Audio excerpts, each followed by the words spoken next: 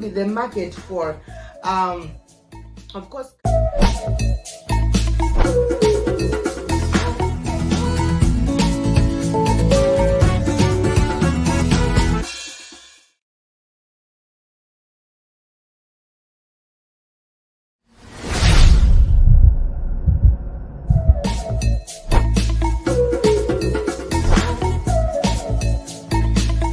So now this had killed the market for, of course.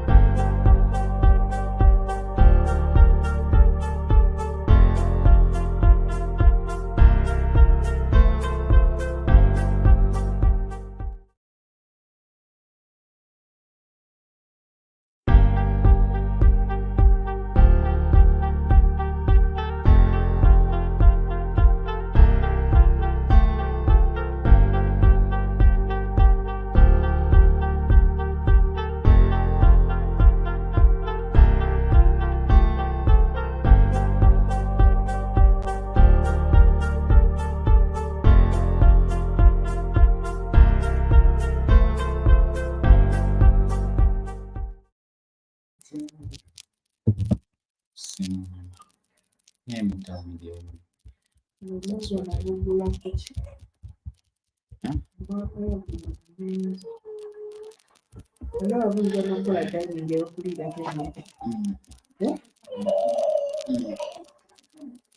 Well, good evening, everyone.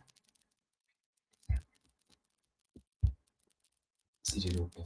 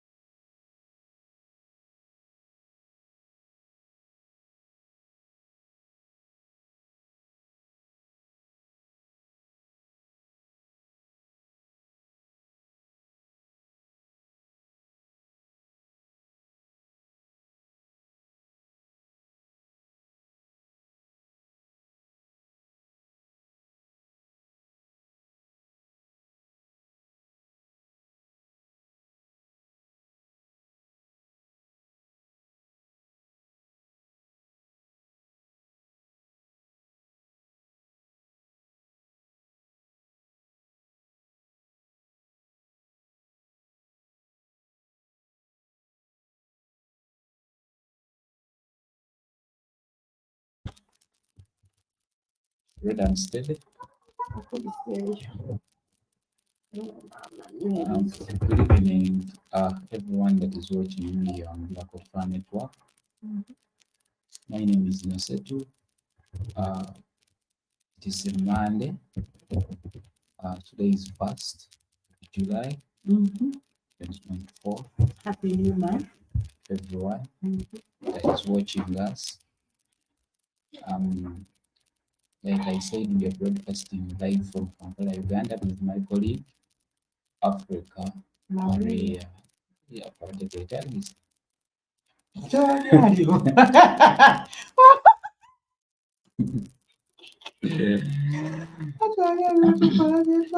But last month actually had issues. He had a lot of issues that were, of course, that were making news across Africa and the entire world related to Black people. is the month that we saw Kenyans, of course, rioting, protesting over the cost of living crisis in Kenya, as well as it is the same, of course, month that we saw Ruto, of course, hiring an expensive jet to USA. Ndio. Instead, yeah, Haikuwa yeah, it was last month. It was actually few weeks of the protest. We have been releasing a financial bill, never financial bill measure signing it. Kitegeera. So a lot of issues happened. We talked about a lot of issues, but being a new month, we're starting with new vibes. I know some like 8 months back we have ever talked about the issues related with LGBTQ and the transgender issues in Africa. But today we hope to come out with a topic actually that of course a lot of people are not of course putting a lot of emphasis on this, but this is something that should of course our eyes should be looking at. Today we see a lot of gay people, a lot of lesbian, of course lesbian people, Transgenders. transgenders, bisexuals. Actually, the bisexuals, the child matter is in me. But these people that pretend, those transgenders and gays and lesbians, at times pretend, at times they don't know what they want. Let me say, right?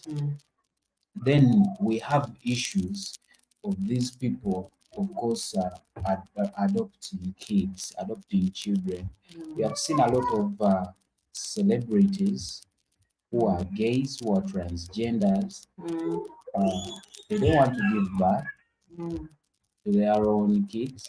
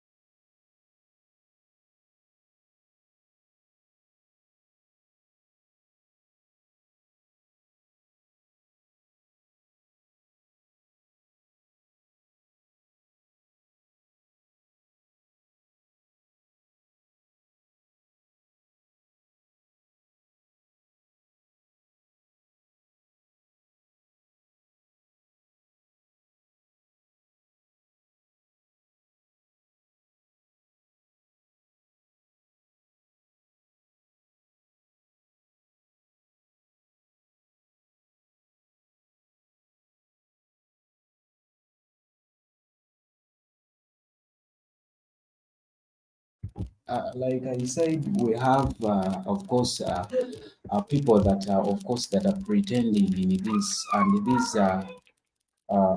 these are, of course, other categories. But adopting kids, to me, it's not actually. it's not bad to me, depending on which person that is adopting that kid. When we look at, of course, actually, this happens everywhere, where we happen to see, of course, kids that are going through a lot in very many African countries, where we see that there are kids that have been affected by war, where both of the parents of course, were killed. We have incidences in Africa where diseases have killed the entire family. Let it even be a relative, of course, of these children who is not in their lives. We have seen a lot of street children in African countries that we happen to see that don't even have any access to of course basic needs of someone could be having in life: food, water, shelter, clothes, stuff. We have seen, of course, of course, kinds of kids in Africa.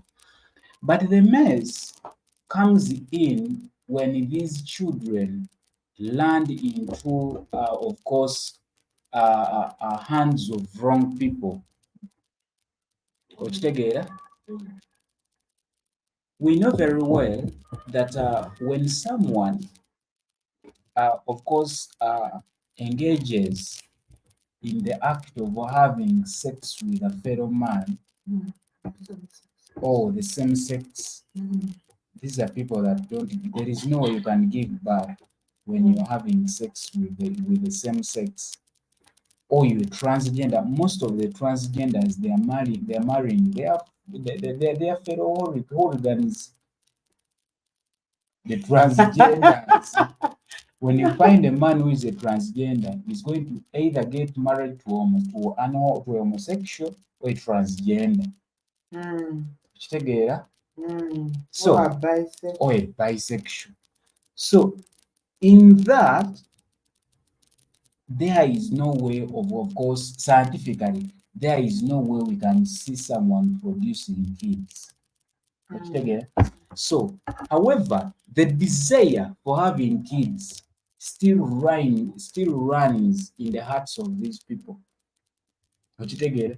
They want to be having kids around. They want to be called dads and moms, irrespective of what they are doing. Okitegeera? So, what do these people do? These people end up, of course, adopting children. Okitegeera? These people end up adopting children. They don't adopt old people.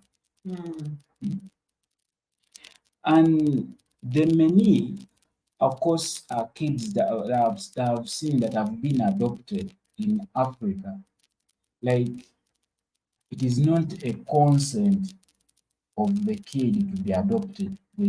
Most of the kids are taken by force. Okitegeera?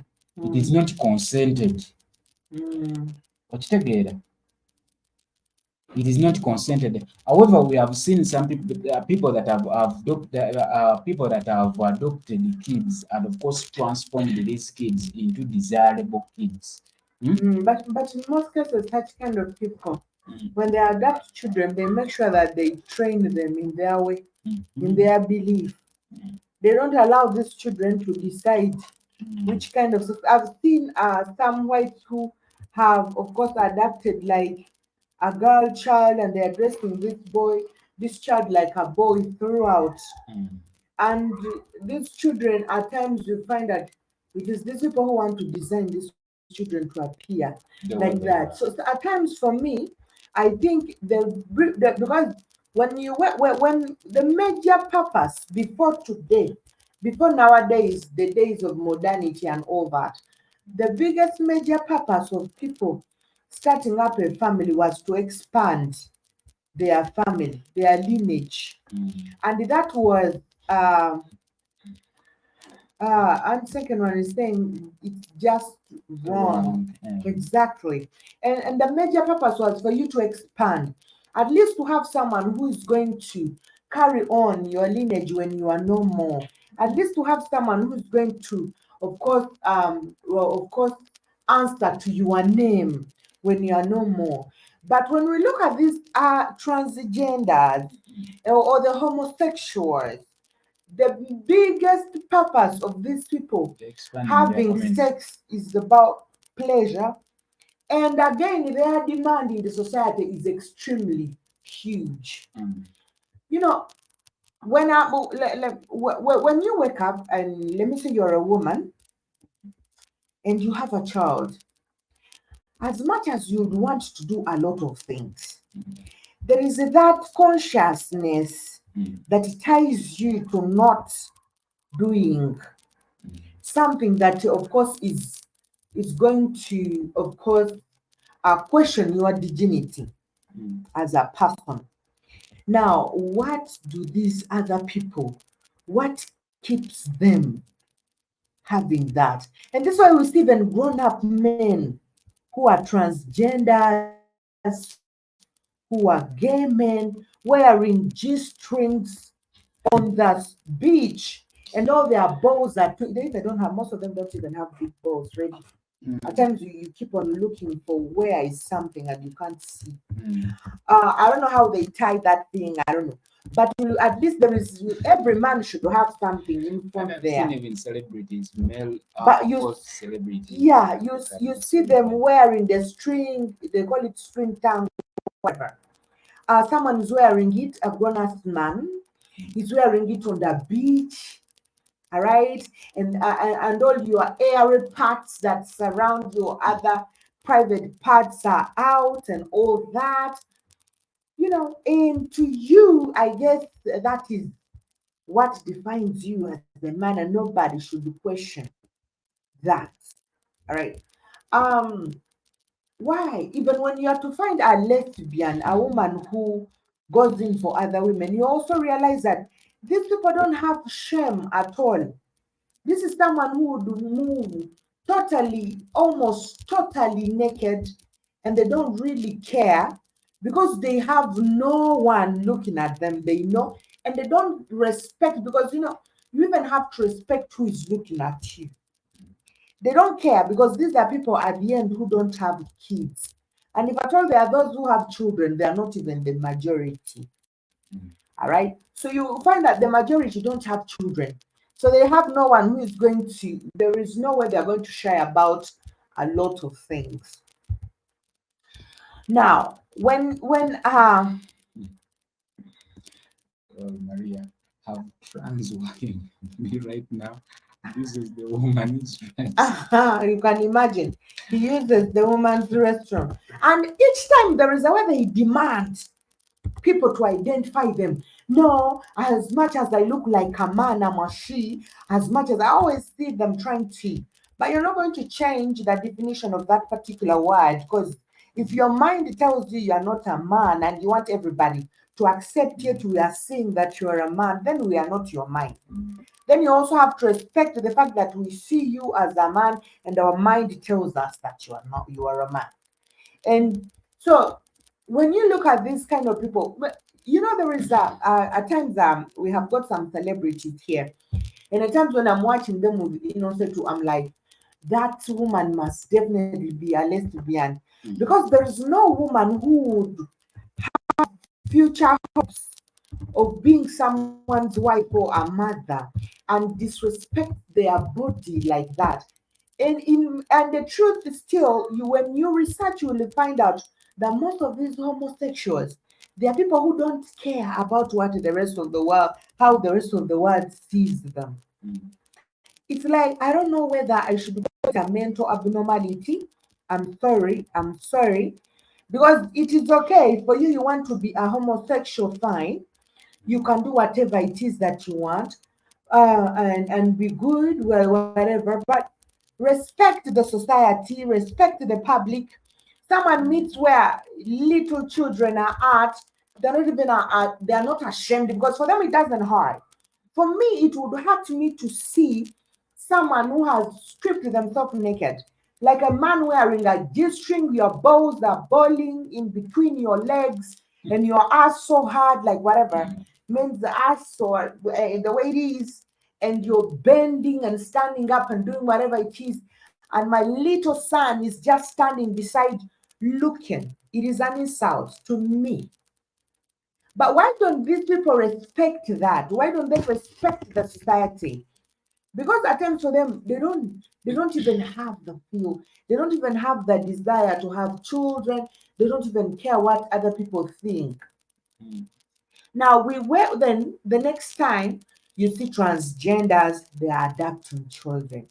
Mm. Most of these people adopt children for their own use, I should say, because as they are waiting, and most of them are molesters. They adopt children.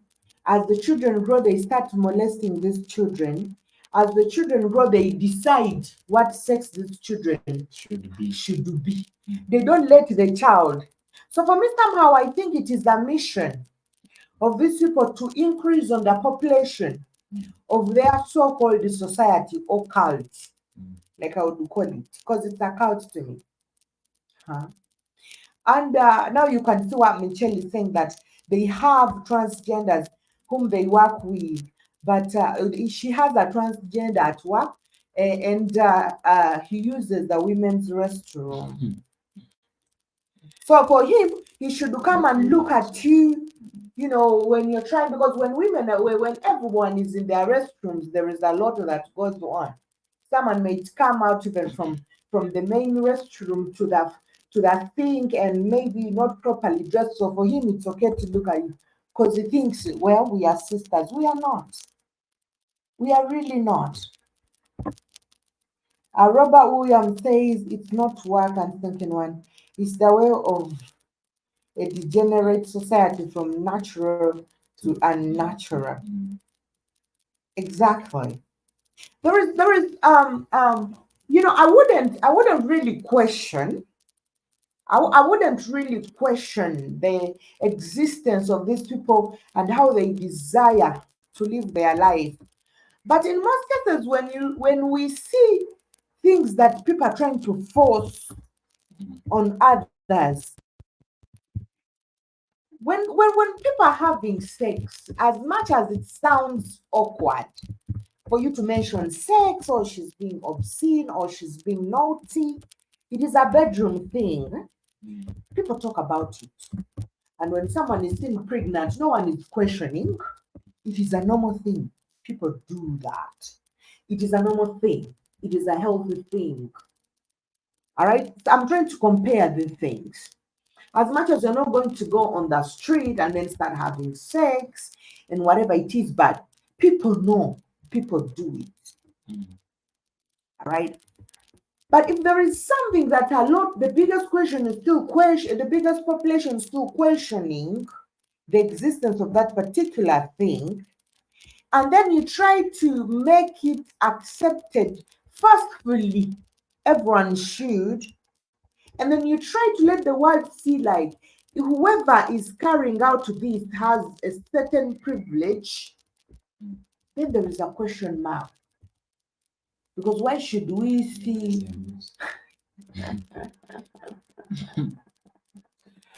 because because why should we question something that is normal? Is do these people want to say that the biggest population of those who don't concur with whatever they want or whatever they feel, they're the ones who are abnormal? And even before, because before even that, how did you come into existence? That should be the question. Yes, there are cases where people say this is at times there are people who are naturally born that way, but we know there is always a certain abnormality in these people. No matter how people, no matter how hard people don't want to hear the truth about this, there is nothing like there is nothing like you saying these people are normal. it is an abnormality that is actually supposed to be treated.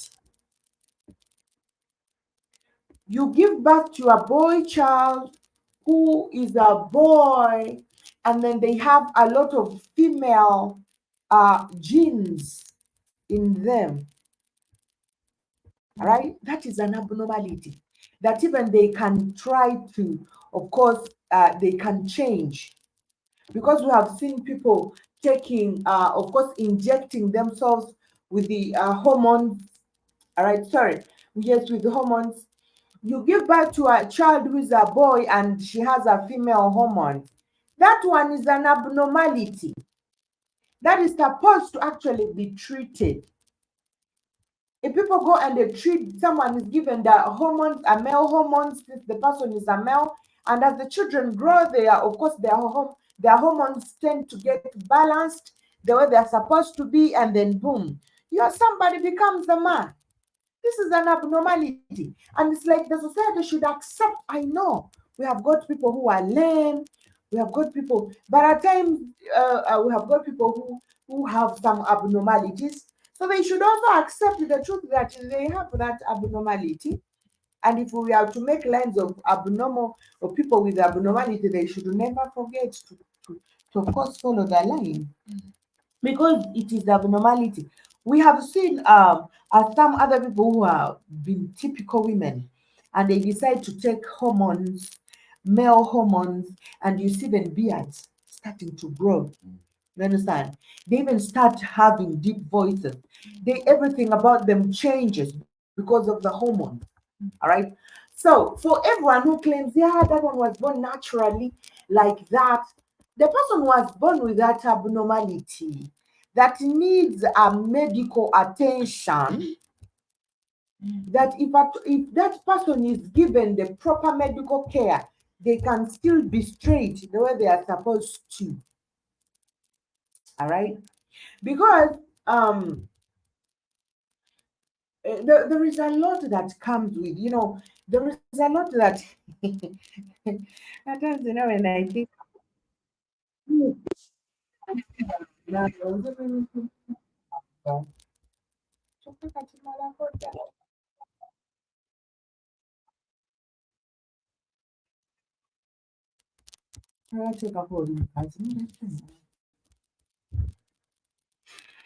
so there is a lot that really happens.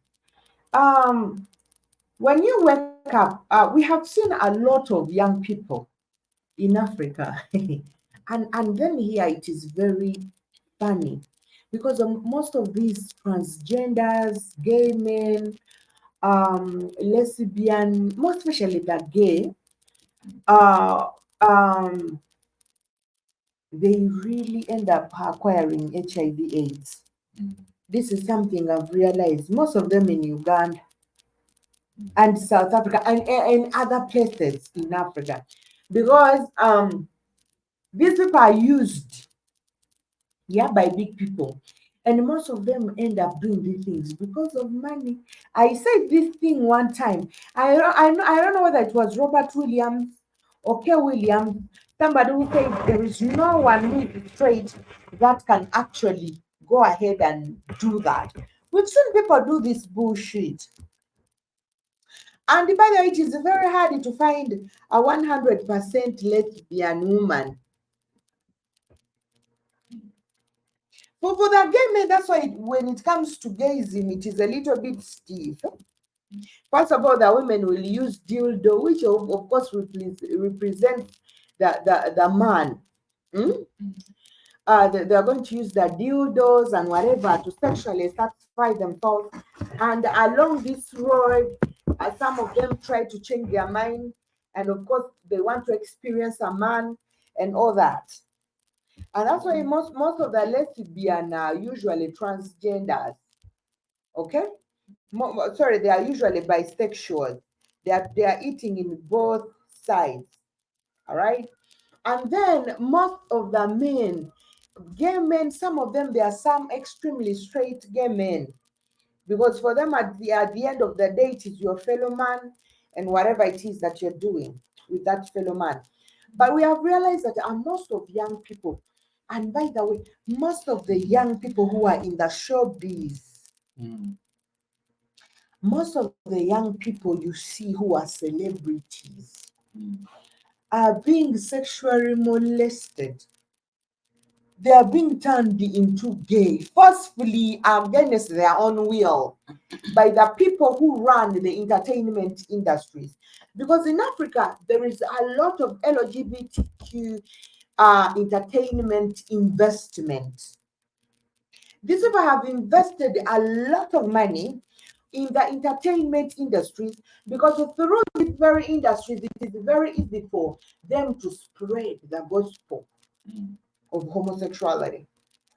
And this is why we see a lot, and actually, truth to be told, we have a lot of celebrities who are married.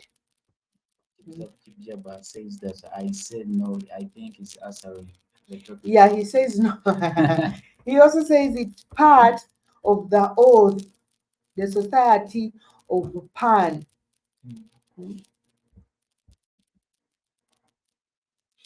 We are seeing a lot of young African youths who have been involved in this, and they even don't really know what is happening. For example, we have seen many people come out on different platforms to say that I didn't even know what was going to happen to me. Okay? We were called, we were promised money, we were told stuff, and young, energetic young boys leave home. We have been called straight up from churches or wherever they have been called. We are going to meet in a youth conference where we are supposed only to be boys. And they go not knowing what exactly they are going to experience. All right. And the moment they reach in those places where usually these conferences are said, and then it's when they get to know that they are going to be, you know, by grown ass men. And usually the men who are always there, they are grown up men. Mm. And these young boys are molested. And after that, everyone's up to see, because people have testified. You see someone coming out of the room wherever that person had entered, when they have given that person a laptop, in a laptop bag, an iPhone, an Apple laptop. They give you like probably like 2 million. And this is someone who has been going through a lot. You never even thought that one day we'll have an Apple laptop. This shit is happening real. No, you're gonna have this. And do you want to be an artist? You're going to meet this promoter and the other promoter. We are going to promote your music in this all kind of stuff. And the moment you see other fellows coming out to do all this, you even don't know. They don't even allow you to stand and talk to who is next. The moment they are done, they give you their business card, you get out. You even don't meet whoever has not entered that room. So whoever doesn't even know what's going on. And these boys, and the next time they have given you 2 million, they buy, and then it takes strength for someone to say, I'm not going to go back the second time. All right? I'm not going to go back the second time. And when you join the fam, now you're like everybody, most especially when you have ever tested that fame, it is very hard for you not to want to keep that fame. And this is where they have got most of the young boys. So when these people try to, of course, make these people fulfill their dream, now they give them assignments to recruit others. It's like what happens in a church. I normally watch I've got some services, some born again services. They say that tomorrow bring 5 people. God is going to make something in your life. God's going to bless you. So now these people, they become recruiters for other people. And each head you bring, there is a certain discount you get. And this is why we see them scamming They just tell you we are having a conference. We need only boys. More especially it is the men.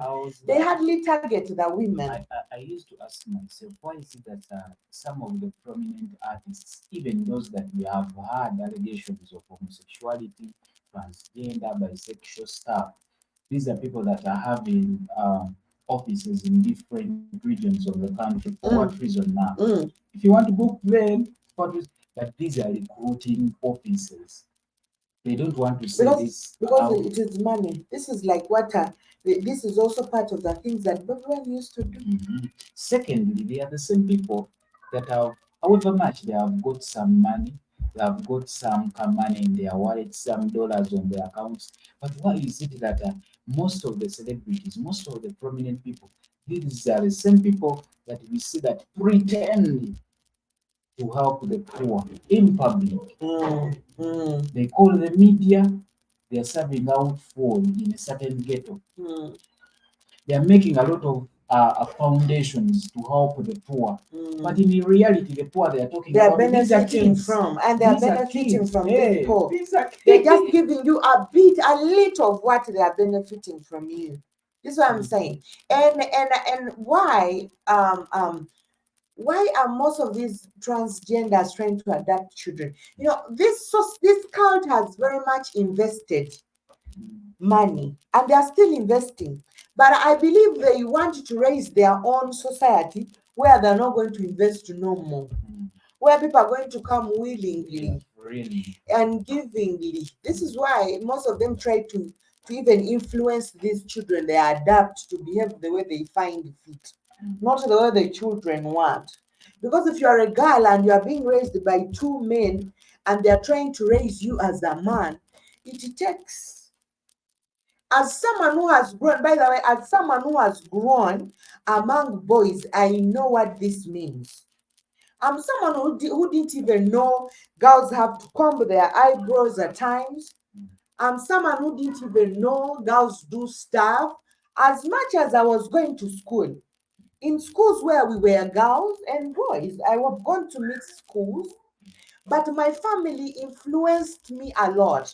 Now you can imagine such kind of society, such kind of a family where you've been born, where you've been adopted by two men, and one is pretending to be a man, a dad, and this one is pretending to be a mother, and you all see them, they have beards, and at times you see them at home shirtless with with the fur. Let me call it fur. I don't know how you call that chest hair, and they all speak with those deep voices. The child is growing with a very confused mind, right? With a very confused mind. And for you, you decide also to let the child go. So the child is going to grow up knowing it is supposed to be like that. A mom is supposed, that's why it was important for these people to introduce these textbooks that talk a lot about transgender, more especially transgender in schools. Before we used to have. It's not very easy to actually for kids to really understand with this kind of relationship. So they make sure it is identity. They make sure they impart that. When we are growing up, today has can't raise a butterfly. Exactly, Jibby Jabba. When we are growing up, we had the books of manga, we had the books of coffee. The guy, I think that was a book written by a Ghanaian man. All these books that had this, English stories, but we had the books that even if they were in English, the stories were African stories. You would understand these stories. You would comprehend. You would compare these stories you are reading in these books to home. All right. We didn't have a lot of books telling us about the gas, the fridge, the freezer, or the whatever. No. We were the other books, and the books were written by African men, though they were in English, African men and women, and they were telling us about our, stories about home. Grandma, mom, uncle and others, someone picking coffee. You see, if it's about the colors, it's going to be about the colors.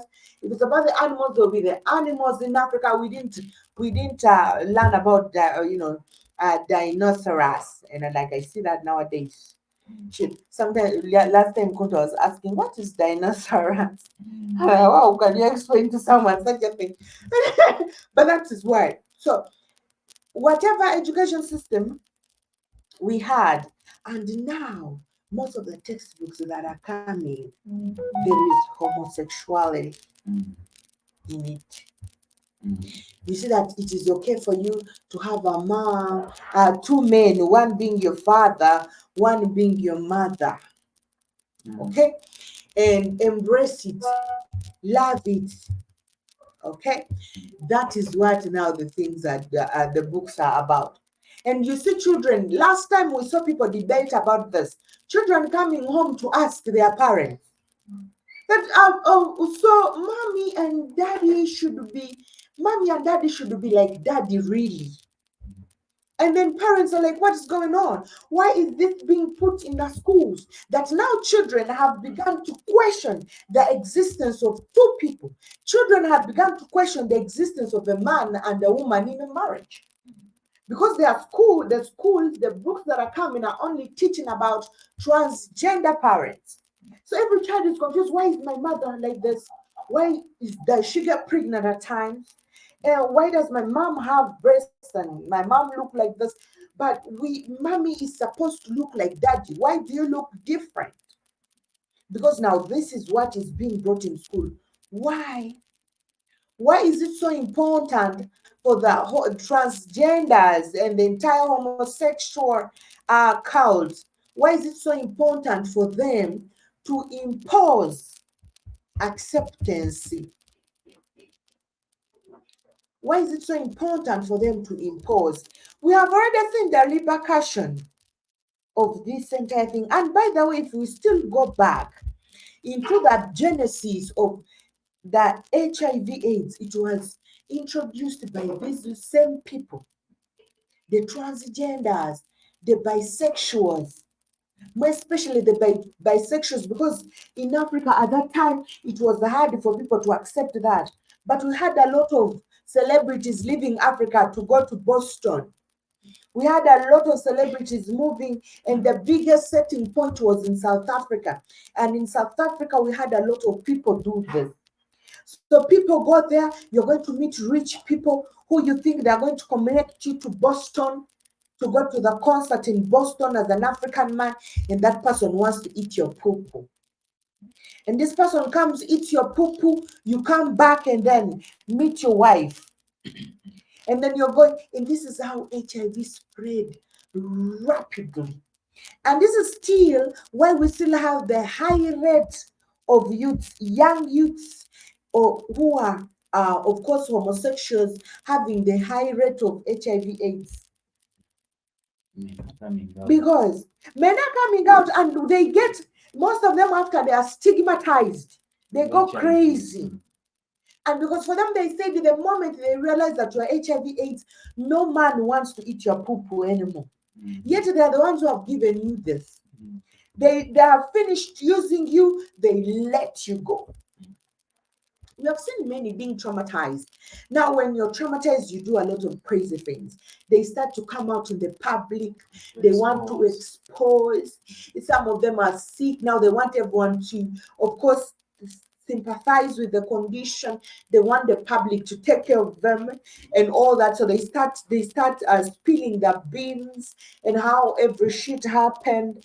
Others will tell you it began in school, and it was our teachers in school and who joined us into this cult, and so on. And most of these things actually are even in big schools. Most of the schools that we would call international, the schools that we call schools of the rich, there is no way Muzungu is going to fund a certain school for no reason here in Africa. We have seen the funding of young children. We have seen the funding of young African children who have left Africa to go to the US, and they have never come back home. We even don't know whether they exist. Because if something good is they come back useless. when they go, because for me, I know if at all you have taken me on a scholarship, if I've passed and with good grades, and then you are taking me on a scholarship, the major reason why you are taking me is to bring me back home so that I can do something. Not for you to, because I know there are smart people over there. Not for you to take me. We have seen these people and they have never come back home. There are even no follow-ups. Even when you go to the embassies, there are no books that tell you, Innocent was taken to the US when he finished this, and he's a doctor right now, and probably he's still in the US and he's working with this organization. We don't get to know what happens to those children after they leave. And everyone's remaining questioning, where did they go at? What happened to them? You don't see them. These are the things. Some of them are trafficked. Some of them become sexual, they are, of course, sexually abused. And this thing is something that actually you should never talk about homosexuality. Because if you talk about homosexuality and the bad things that are going around homosexuality, then the entire world to be up against you. All the rich people are going to be up against you. You can't talk about homosexuality. Well, we talk about even other people. Every time we talk about marriages, we talk about how people have failed others. But no, you can't talk about homosexuality because in the dictionary for it, it is perfectly the best relationship anyone can ever have. Why is it quoted that way? Why is it quoted in that way? And then why for me, why I usually feel like these people are not kind of no more. I'm sorry why I'm using that word, but that's how I feel. It is very easy for me to tell someone who is a homosexual by the way they behave. They don't even behave like normal humans. If you find someone saying that I'm a man, if someone is a man and he's a homosexual and he accepts that he's a man, all right? But for him, in being a man, all he wants is to eat another man's popo. You realize that this man does not even behave like other men. This is a man who gossips. This is a man who is attracted by things that even a normal man does not get attracted to. This is a man who will be doing a lot of things that even you will be wondering how, things that I don't expect. Maybe I have much expectation when it comes to men, but things that I don't expect to see a man do really. But you will find that this person, despite of saying for them they are men, despite of saying that you better put this in private, daddy can go to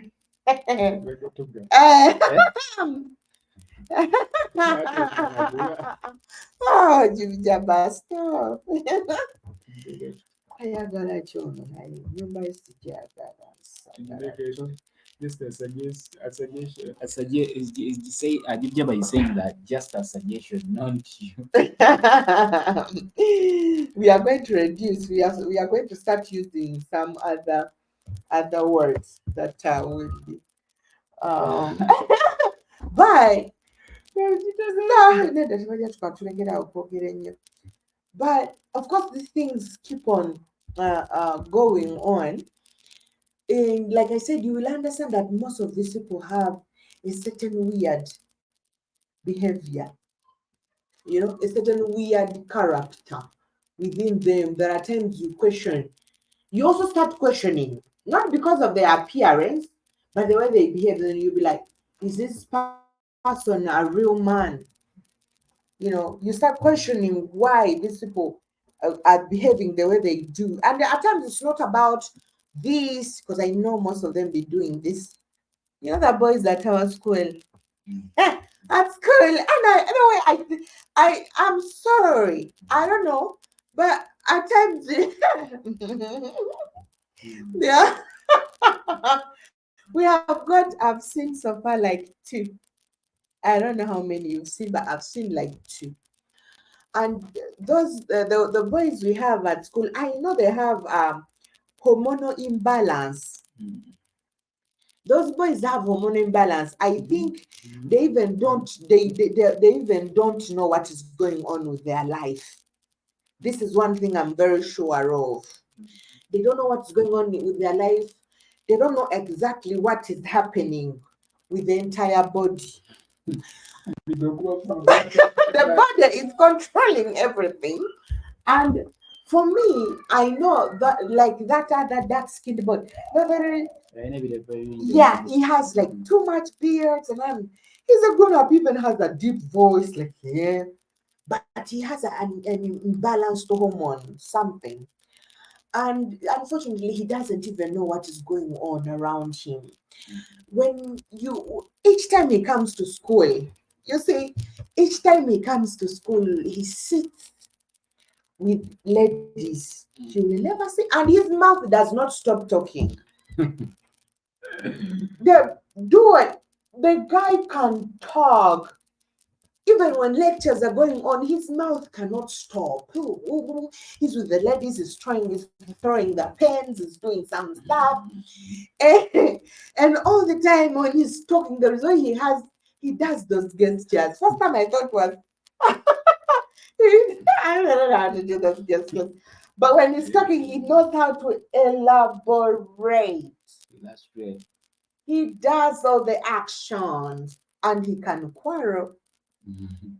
So one time he phoned me at the bookstore just near the school. I'd gone to print some documents. We had an assignment, so I'd gone to print out.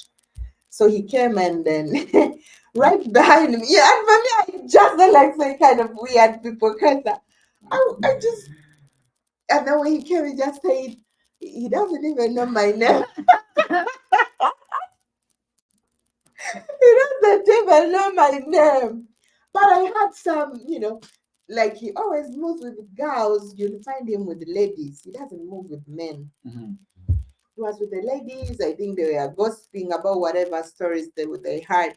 And then he came and he was like, that's how he said, I mean, please, can you have a seat? Mhm.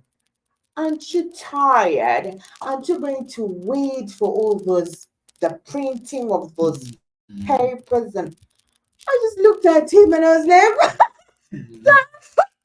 I was confused, like, why should have grown up man? And he has beard and he's energetic. His body is so strong. He's not weakling. Because there are some other people you find when they have that slim body. No, he's energetic. You can see his body is so strong, like he should be a man. And he's still so, and he laughs a lot. So I looked at him and innocently, I don't know. And I started questioning, did he grow up with a lot of girls? Because at times, I've seen also boys who have grown up with a lot of girls behaving like ladies a lot. And it is the same thing that I wanted to The ask you. society We influence. have seen people that have, like, actually, that do not have that biological, of course, Abnormality. abnormality. The Mm. people that have transformed, that have even went ahead on going for surgeries, Mm. become the other identity they desire in their They mind. desire, yeah. Like, Yeah. Now we have one who said for her she was broken, she was heartbroken, and all that. But a lot of people are doing that for green cards. This one is known.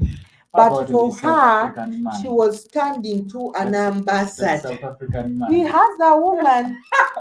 Oh, that dude has a wife, and the wife is very slim. She's light skinned. The guy has a big ass. The ass is bigger than even the one for the wife. And the breasts are even coming, whatever the problem that guy has. But people are crazy nowadays. People are so crazy. Do you know someone can do something for fame, Mm. and they want to do that kind of thing for them to be noticed, for them to get followers, and all that? People can go extreme for money. So we are. So I questioned myself, like maybe this guy grew up around BBL Driz. Nigeria. BBL Driz. Driz. Akakasa. So yeah, I questioned like how did this boy really end up? But I also realized that I don't know. BBL Driz bantu abekuba gundi hormones ezibakyusa emibiri. Eh, I also realized like what happened here? most people behave at times the way they do because of the environment or the society they have grown, or the people who have raised them, or how they have grown,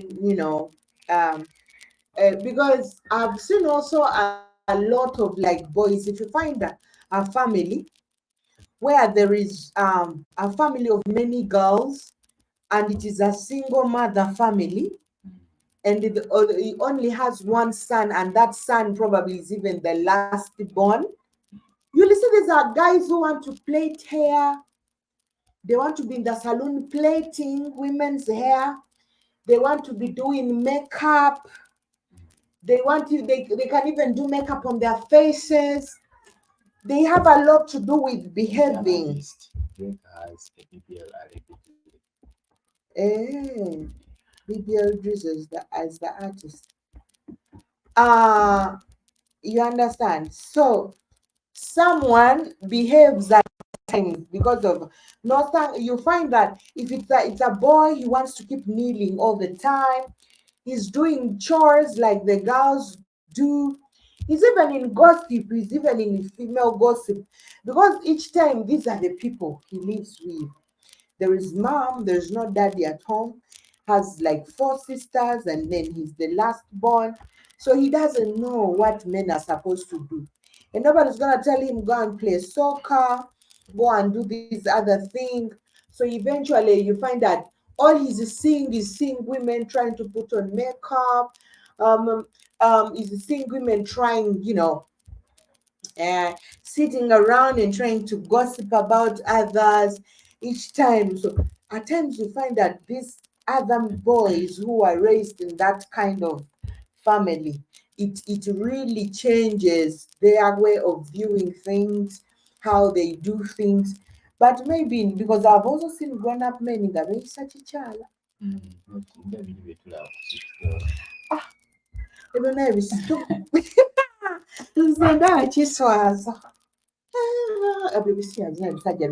Because when you grow up, you change. When you grow up, you change. Me, I grew up when I wasn't even putting on skirts or dresses. I don't have any picture when I'm putting on a skirt or a dress. I grew up with the six brothers. But you cannot blame that on after you growing up and you're still like, you know. Modernity has brought a lot of things. Of course, actually, even the Bazungus, I won't say modernity, because the Africans have transformed, of course, for a long time. There are a lot of things we have transformed here, and they are not an impact of the Bazungus. A lot of things. However much these things are not recognized, but there's some stuffs we have, of course, transformed in. But all these transformations which Bazungus have brought here, let it be this, of course, LGBTQ or the transgender issue. Now, for me, to me, I see there are certain things that don't look good for Africans. Like when Africans do them, and Africans exaggerate. When Africans adapt to something, they're even better than who started. Yeah, they exaggerate because when you compare the Bazungu transgenders, I don't support these people. I'm sorry. But when you look at the Bazungu transgenders and the black transgenders or the African transgender, you look You see how blacks have they have exaggerated. exaggerated the entire thing. They even pin their asses. Their asses are full of, Self-care is required. So they try to exaggerate, and they don't look and they don't look like they for me like there are certain things that don't really apply, don't they are not really applicable enough to African communities or Africans themselves. Yes, uh, issues like adopting issues like adopting children. Uh, this is something that I could support depending on the person that is going to adopt these kids or these children.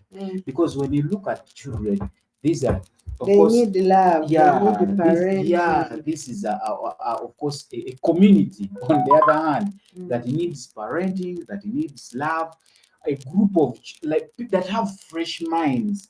Whatever things they look at, they get it the way it is, and to change it in their minds it is very hard.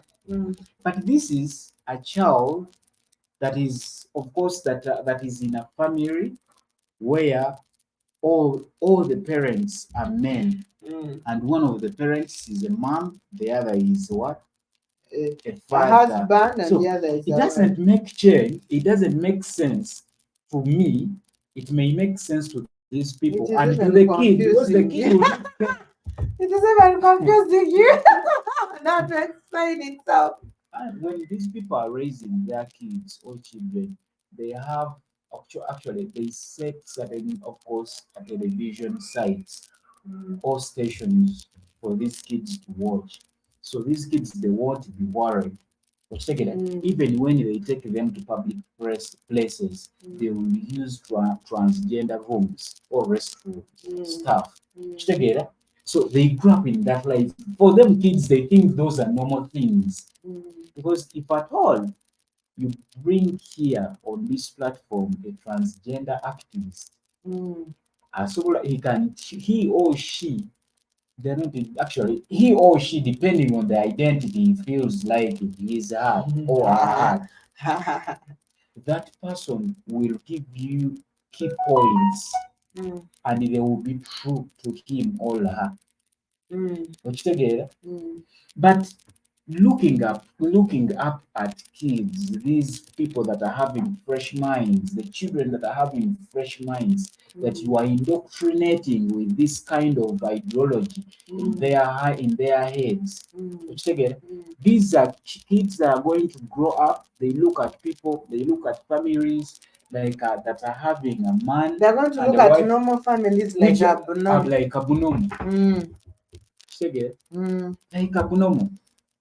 And this is where we are going. Like I said, in Africa, adopting someone, whenever these children they are adopted in Africa, I don't know what happens outside Africa. However, like I was reading somewhere, even in Russia, it was banned. So they were like, if at all you want to identify yourself as a mother, as a woman, why do you adopt kids? It's not necessary for you to adopt Because you don't know their purpose. You don't know purpose. Which together. So kids are not adopted like consently due to the fact that Africa is taken as a poor country. Africa is taken as a place for hunting whatever resources the Zungus want from here. Humans Human resources. Even humans involved. So if at all these kids survives, like maybe it survives, of course, to be molested when he or she is still young, Which they can't together, his mind can be molested. If at all sexual is not molested, together. So if he or she, the body is not molested, the mind is molested. There are kids that we normally see here. I mean cartoons that we normally see here that are, of course, that have stupid content. And you know, they're so abusive. And most of these homosexual contents in the cartoons is usually hidden. It takes time for someone. And some people for us, we don't put on TV, we don't put on cartoons anymore. And people think cartoons are for kids. Yeah. And someone will say, ah, my child is not going to watch this music, BTM, whatever. People are always naked, and you subscribe at TV. Of course, Nickelodeon and so on and so forth, Jim Jam and all that. You subscribe it, but most of the cartoons that are coming on these things, at times you wonder, SpongeBob. There is this one, American Dad. What kind? American Dad is a very, the words they use are so huge, and it is always on a young on a children's channel. You know, why should American Dad be put on children's channel?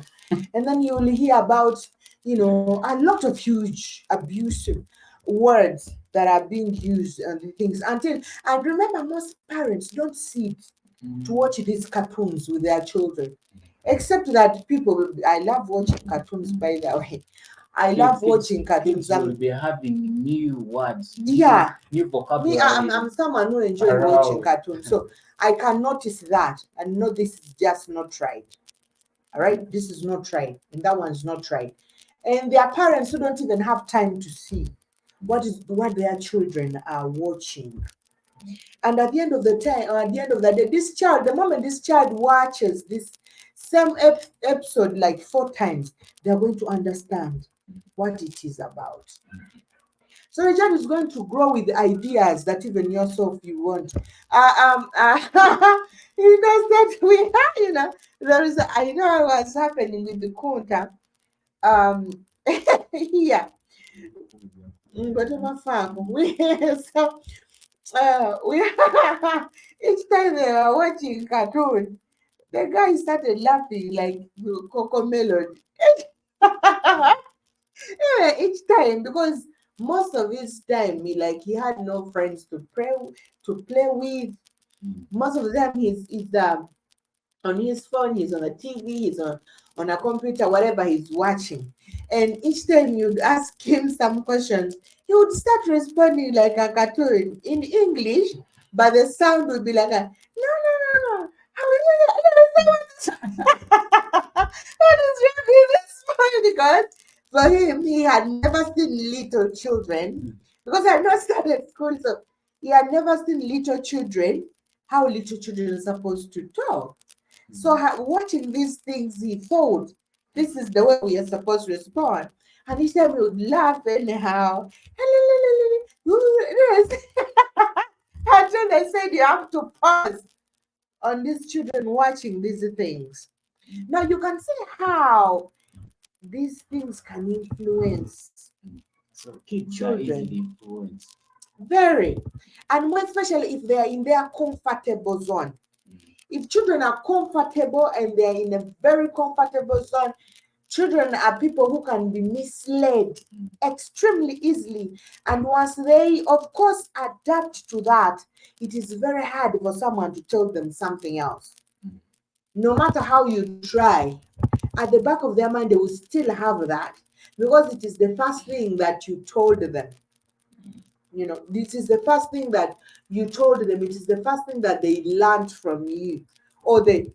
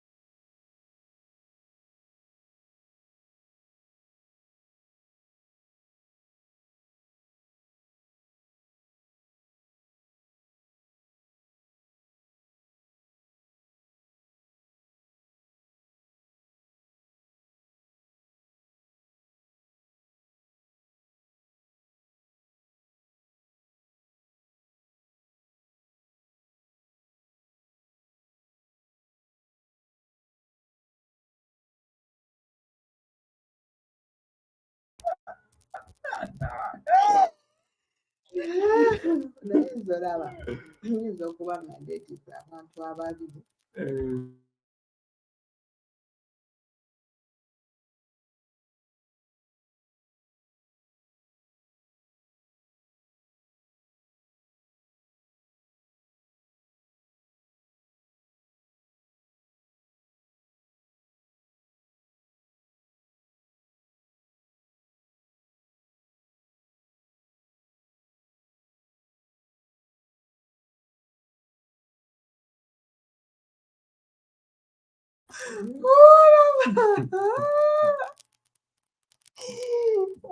bwerakawuti kati nagenda okuwulira goba teweewulira bikyogera kintu kisito kale omuntu ayizi you can pronounce something bubi naye naawe okyekanga ngamba kino kyogedde Antanga stress. anti wewe Topapulira nsoboka n'ozita. Yayinza omuwala bula yatandika okukolera. Olwo agerako.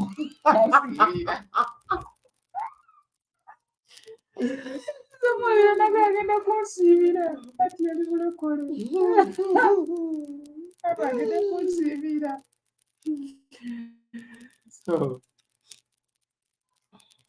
So guys, we are sorry for that short, of course, power short. But we are back here. But again, the kuzimbula ng'obadde buti. I can't remember. I can't remember what I was saying.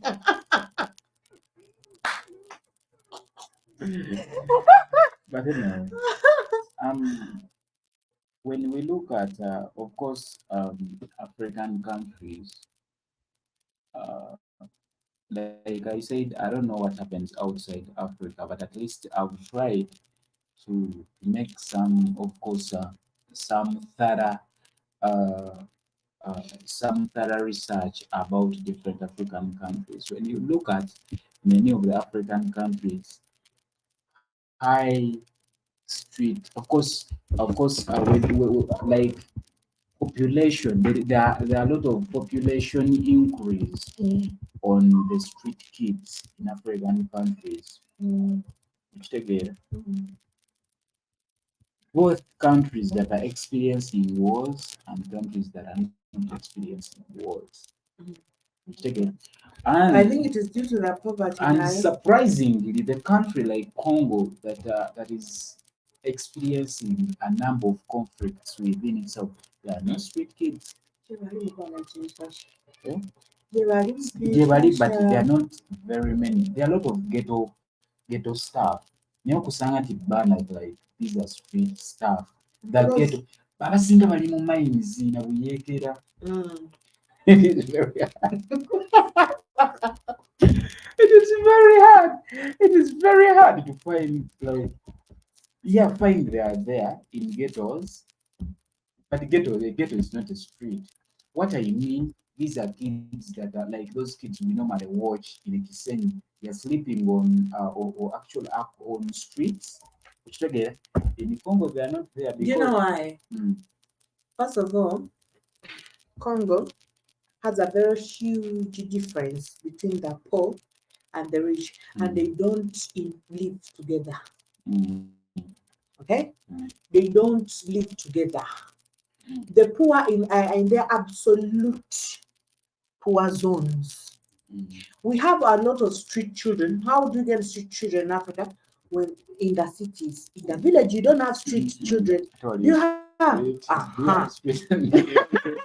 Shut up, die.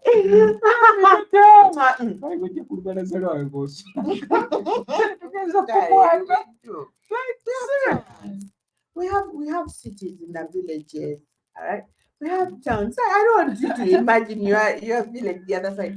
I want you to look at that town, your city in your village, the city of your village. Because every village has a center of business. You don't have street people there.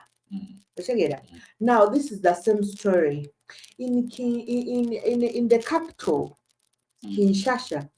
The majority of the people there are rich. They are not poor people. So there, and even poor people even are not even allowed to enter. You see, when we discuss the existence, we discuss about what Rwanda and all that. In Kinshasa, poor people don't go there. How will you become a street person even when the borders don't allow you to reach? This is why we don't have people on the streets. In Rwanda, even they chased street people. They even detained them, the children. Now most of them are here in Uganda doing the street work, begging for money. So I think that is why we don't see them. Go ahead. But the issue of course, street children in African countries, irrespective of the wars, irrespective of the diseases, because we have people that, of course, that become street kids by birth. Someone gives birth to a kid and leaves that kid on the streets. You have seen incidences.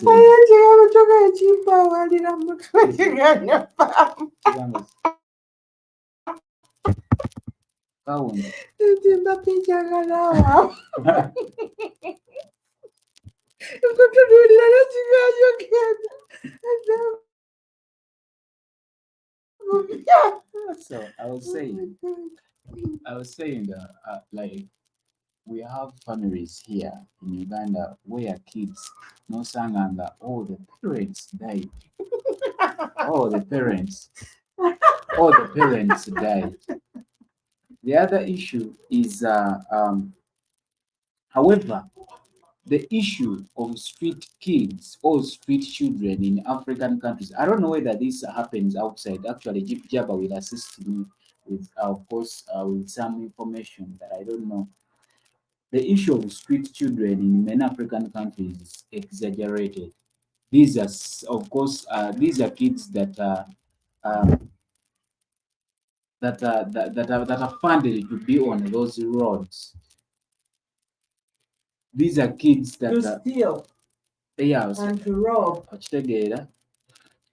Most of the street children that we are having, actually, that's why maybe in Rwanda they were arrested and detained. But when you look when you look at Uganda, most of the street children that we are having on roads of Uganda, you can't adopt them. You can't adopt them. You take them at your home, and the next day they will go back.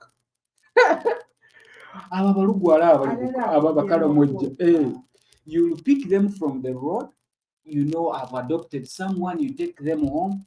The second day they leave you at your home, they go back. They want money. They want money on the streets. They want that street kind of life. Secondly, those are people that were transported from their areas of residences to the streets to beg for money. They have managers. And it is, of course, allegedly said that some pastors here in Uganda, they bring those people on those roads, on different roads to beg for money. So a manager can, or a supervisor can be somewhere. So if he sees someone giving you money, they come for that money immediately.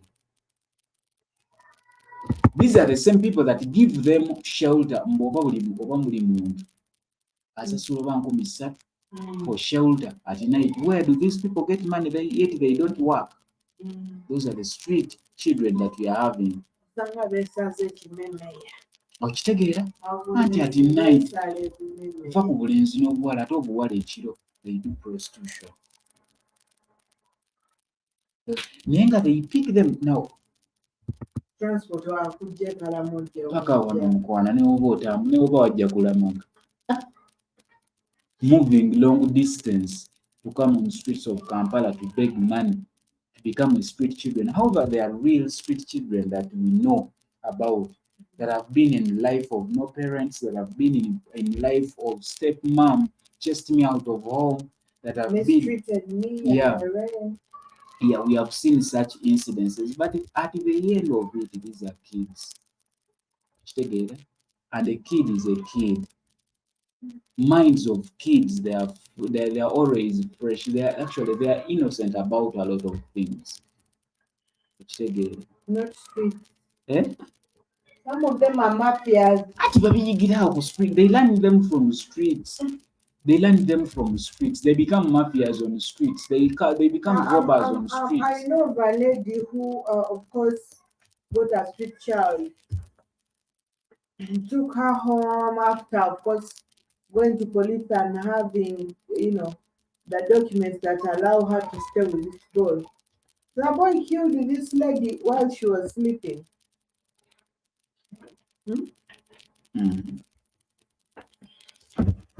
The boy killed this lady. That incident happened actually in Nigeria. Mm. In Nigeria, so this woman, I think she was barren. She could not have kids. Mm. So she decided to adopt this young boy, Mm. and only to realize, I think this young boy had his father Mm. way in the village in Germany. Mm. After his father learned that the son was adopted by, because the woman was a nurse, Mm. the son was adopted. The father came and said, "Yeah, I'm the father of that boy, and we are poor. I can't do this. I can't. But only if my son would be allowed to come home at times to see us." And the man was like, "Okay, no problem." So she started staying with this guy until he grew up, Mm. to reach his Mm. adolescent age. And this child was very obedient until Mm. From the eyes up, they are looking over.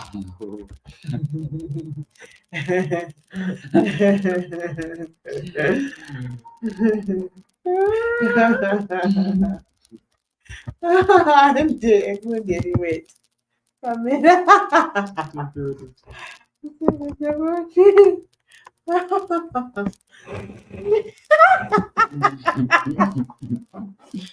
Omusajja watuwa tulabira. Sorry Kijjaba. Sorry. Ooh. Sorry.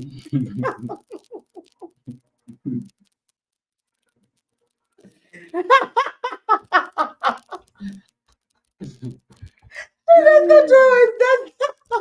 And if that's not even like we are lying. Sorry. Sorry. Yeah, I'm so sorry. But the man who is always in the system. I don't know what's happening. Where did you get that? He's the operator. Kijjaba, I'm not the cameraman today. It's Maria that's. He always does that. Stop. He always does that to me. He always does. But anyway, it's okay. So I was telling you that um when this woman adopted that guy, that young boy when he was still young, they took him to school, and then when he reached his high school and was still together, I think and always this boy would go back to meet, of course, the dad. The adopted Yeah, one. yeah. So the kid like told this woman he doesn't have parents. No, Mm. when the father found out that this boy was picked from the street, I think even like by you the were way, saying, it is like the Baba dad is the one Tuma. who had sent this boy to keep on working on the streets. So Nsangire nanga bishaka nga biri biti. Ku luguudo ebyobukalamojje. Sama omwana n'okwogera tayogera namanyi okuba omukulu. ng'omusana gumwokyeza n'emenyera gi exploiting. So when this woman so when this woman of course picked this child, I think the father decided to come. And then, of course, and told the woman, "I'm the dad, I'm raising this child alone," and so on and so forth. So the woman was like, "No problem." The woman started staying with this little boy. The woman had established herself very well.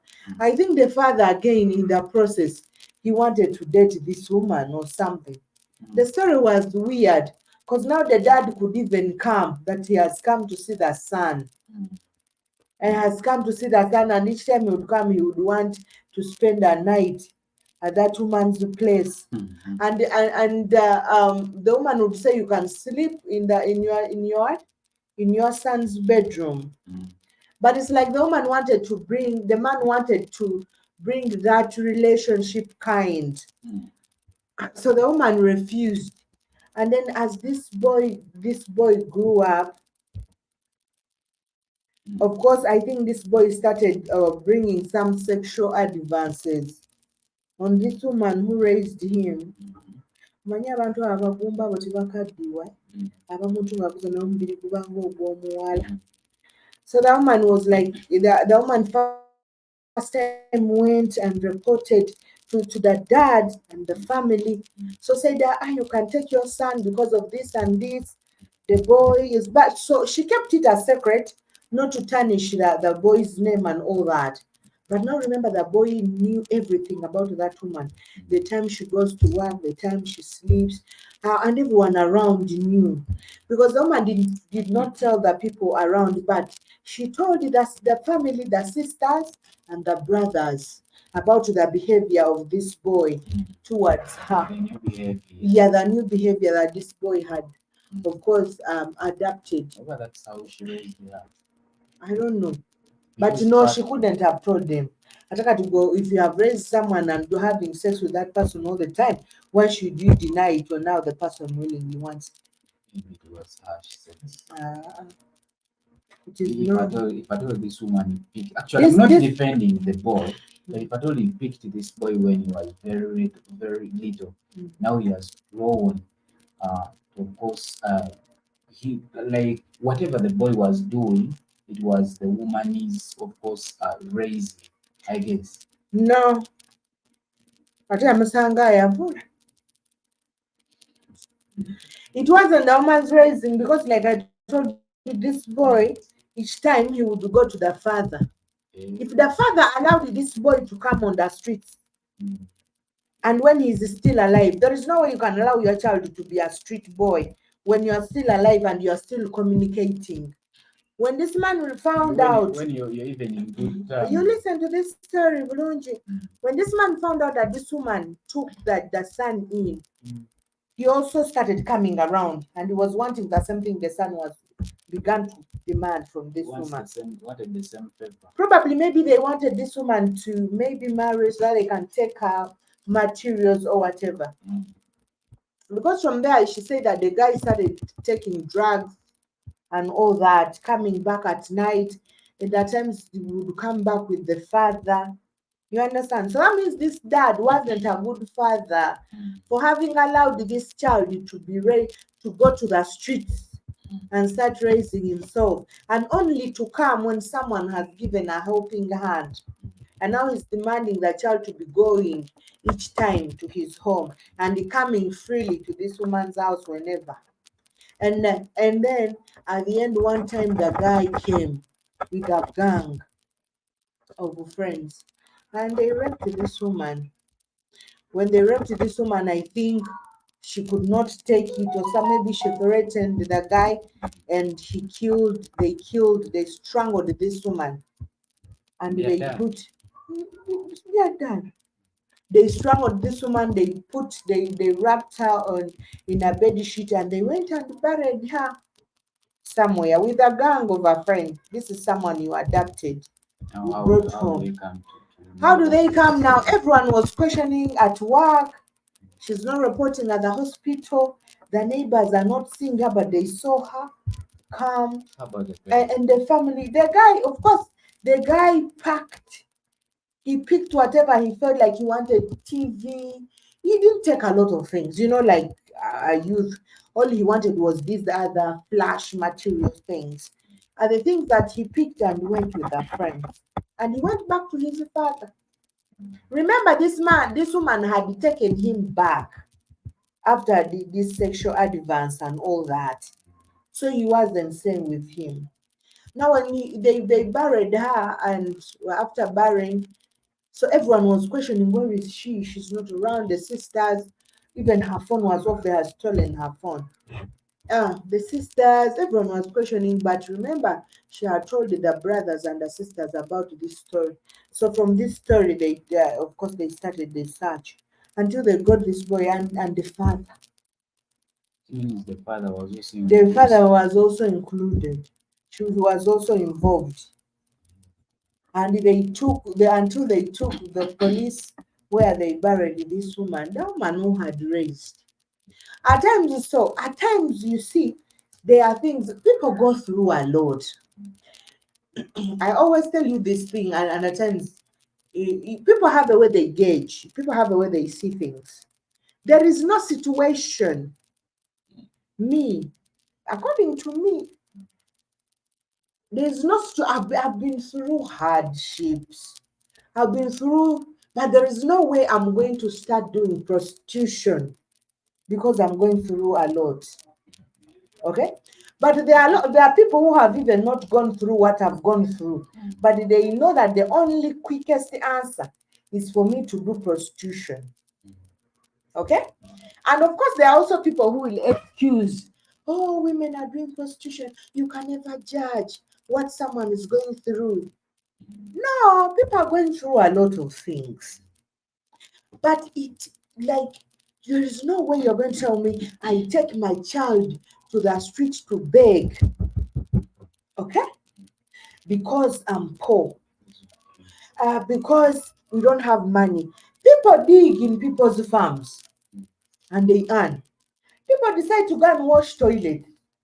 A parent says, I'm not going to put my child under the sun to be quenched by the sun. I'm going to go and do labor with my child on my back. Okay?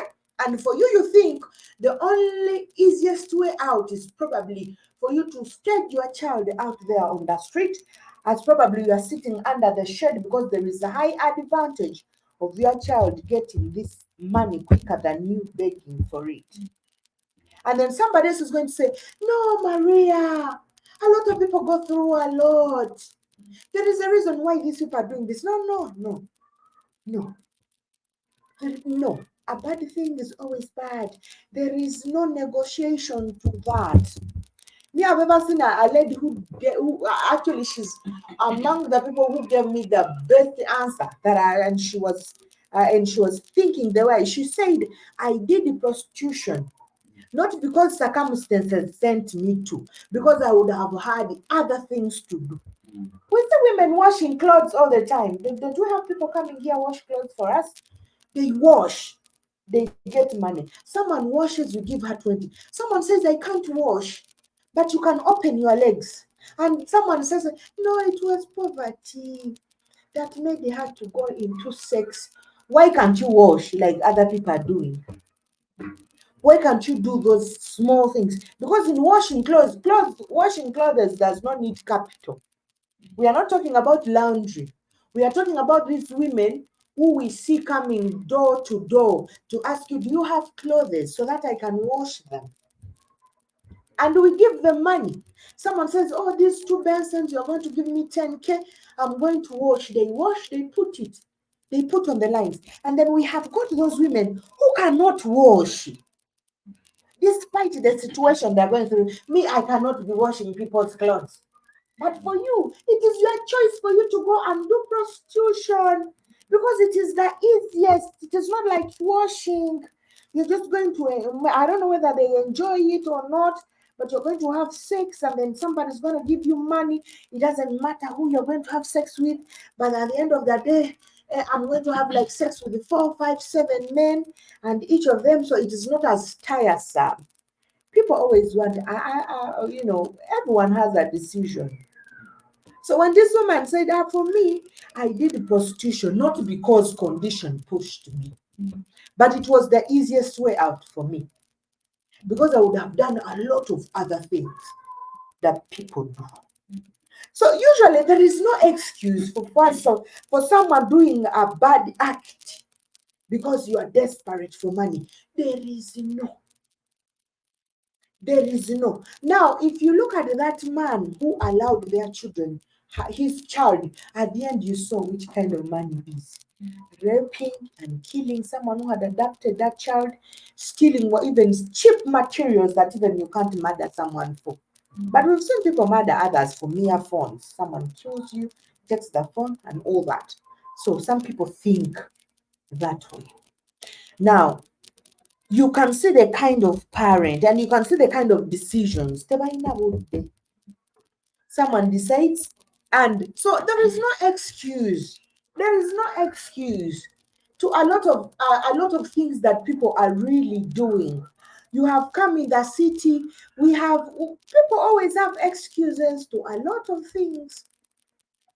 And then someone still goes in and said, I'm giving in to be a homosexual because I'm looking for money. And after you have been sexually harassed and all that, you have got all the infections, your ass has got problems, you are leaking. It is very expensive for you to have a surgery to help your annual whatever that thing, the anus thing there. You can't help. And then you are coming from me, Maria, who has been hustling in my pain. Because there are things we are doing that we don't wish to do. But we know we are poor people. We come from poor families. I know I cannot run to my mother 3, 4, 5 times. I need to have things going on. And I decide to do. At times, you see, we come here and Jib is like, guys, please go and take a nap. We know each day we miss here, Keith is not paying for that day. We have to be here and make sure we are present so that he can give us that amount of money he does, which even can never be enough because we have responsibility. You have to pay the rent, you have to pay electricity, you have to make sure you eat, you have to pay staff, all right, which cannot even be enough. And in times we have to make sure, so to this morning we have to rush the other side, make sure we do some work over there, and then come. And then by the time we are here, we have worked like in 3 places. And that's why times you see us coming down. But there are many options. You can decide to go and be a rob and start stealing. Yeah. How much is the material that people use for robbing? He can decide and say, I'm going to be a scammer. We can be and say we are going to be, probably I'm going to carry out prostitution every night. I'll be staging on the certain street. And I can guarantee you men will be paying for sex. All right? But you decide and say, I'm not taking that road. Now, someone after going through all this homosexual bullshit, somebody's coming back to ask you for money. Me who chose. And that's why it is very hard for me to be out there and everyone who's crying. There even some old people who be asking for money, and I'm like, why are you asking for money at that age? All right. So after that, then please help us. We need assistance. I'm leaking. I'm even HIV positive. You were enjoying. You were enjoying. And for us, we decided to hustle. And now that things have become sour, then we should solicit and come for your rescue. For me, if something is not all about investment, I'm not doing it. And if something is your something that you caused on your own self because of your own stupidity, I'm also not doing. It is a different thing for someone to be born with a leaking ass. When it is leaking, it is someone to say, I acquired, probably, maybe we know that this thing can come because of certain kind of condition. And I will say, well, fall sick. And you cannot leak because someone has been eating your poo. And you want me, Maria, to come to your aid. Was I there? Whatever decision you made was your own decision. And now these are the very challenges that a lot of people are experiencing here. Some children have been raised by pastors who have molested them. when they are male children, we know prominent people, and the parents are always comfortable. You are always comfortable because your child is with you, a man. It is your male child, a child. It is your son having another man. So some parents are always comfortable. Yeah, it is a man to a man. There is nothing wrong, that there is nothing that can go wrong. Santo You knows know. wrong. Santo knows wrong. They give Santo almost got the popcorn, Maria. He knows it's wrong.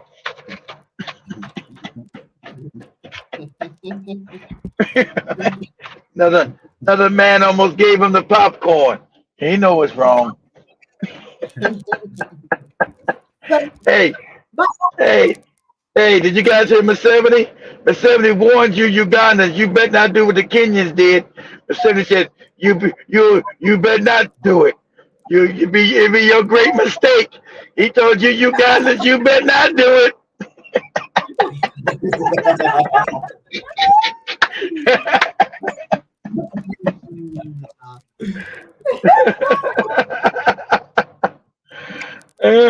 But 70 be on live, boy, look at that shit and say, Ugandans, somebody gonna protest me. He said, you Ugandans better not do it. You be advised not to do it.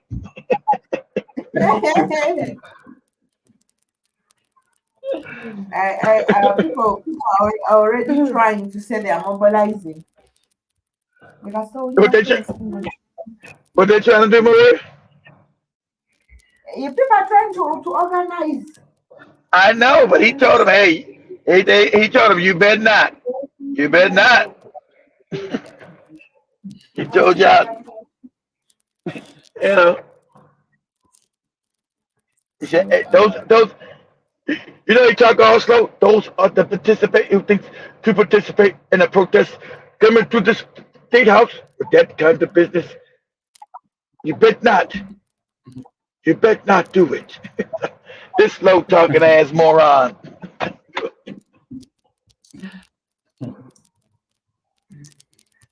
You better not go out there, Setter. I don't want you to get shot in the face.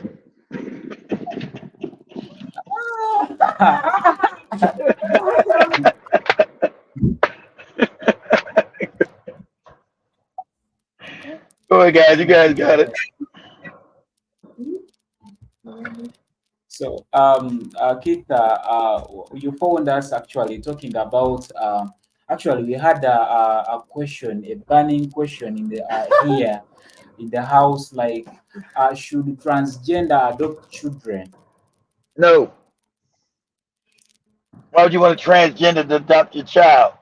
The answer is no. Mhm. Why want somebody confused to teach a child more confusion? The answer is no. That's what the world is pushing, of course. My answer is no. I'm gonna let a man who's running around with a wig on and some panties to raise my son, adopt a black child. He's got panties on. I said so. You want a man running around with a wig and bra and panties on, with his dick and panties to teach a boy? He's got women underwear on with his dick inside, teaching a teaching the boy, teaching the boy, child. You want that? You know, his penis is coming out of the goddamn women's panties because not supposed to be in there. The boy's asking all kind of questions. Why you got your penis in these underwear? And his boy's like, because I'm a trans man. What? Daddy, what's a trans man? Well, I get to pretend like I'm a woman. And when I don't like, I get to take my dick out. Say, hey, look at it. What's that, Daddy? That's my dick, little nigga. Come here, let me smack you in the head with it.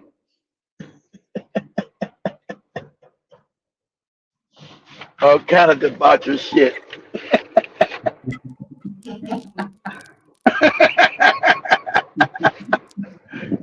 You want to put a child central to all that craziness, all that debauchery? They want you to. They're the ones pushing that crazy culture. No, I don't want you. I don't want your balls. I don't want my child walking around and you got your balls sack in women's underwear. No, no. The answer is no. Talking about all kind of weirdo shit to a child. No, no.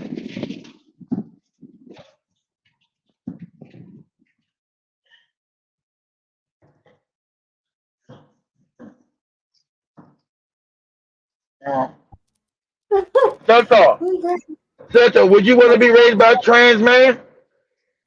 No, no, no, no, no, Exactly. Exactly. No. I know, but hell no.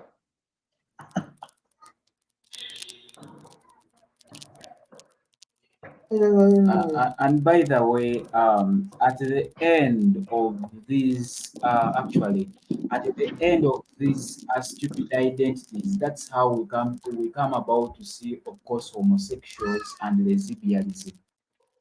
Exactly. Lesbian, because someone will get married to a person who behaves like a woman when in reality is a man, and those are homosexuals. Mhm. Mm. It's sexual dysmorphia. Mhm. It's sexual dysmorphia. It's confusion. And so, And I tell you, there are people who marry. You marry someone thinking it's a woman. They end up even, and you keep asking yourself what they were mm, there. I'm not even know. By the way, there is a story of a comedian in Uganda who went to USA some time back. He said, yeah, like he found a woman, a beautiful woman, in a mhm. train. So yeah, the guy wanted to woo this woman, so they exchanged numbers. After He didn't know it was a he didn't know it was a man. Go ahead. after after exchanging numbers, so Mhm, like they made some appointments to meet. So this guy had to meet at the woman. He had to meet the woman at his place, the woman at her place.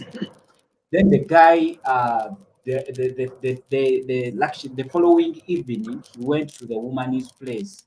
Then mhm, after accepting, they were texting stuff after accepting the relationship. Then the guy told the guy that however much like we are now in relationship stuff, but I'm a man. mhm. So the guy was like, Yeah. the guy had everything, the woman. He put his dick. He put his dick out on him.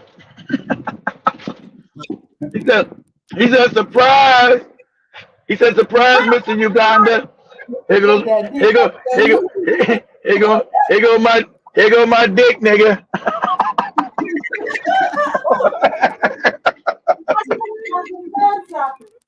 and he hit it like that.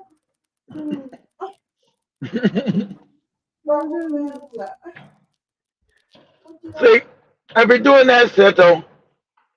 You got to better look at a woman, a man, the Adam's apple. Women don't have a big ass Adam's apple, a big ass feet, or big hands. Look at the hands, the feet, and the Adam's apple. If a motherfucker got a big ass Adam's apple, that's a man. Yeah. Mukasaba niwo nonga oyo musajja. So, You know, don't get caught. Don't get caught like our Ugandan friend be in the house with her, and you about to get butt naked. She pull out the dick. You're like, whoa, whoa, hey, hey, oh.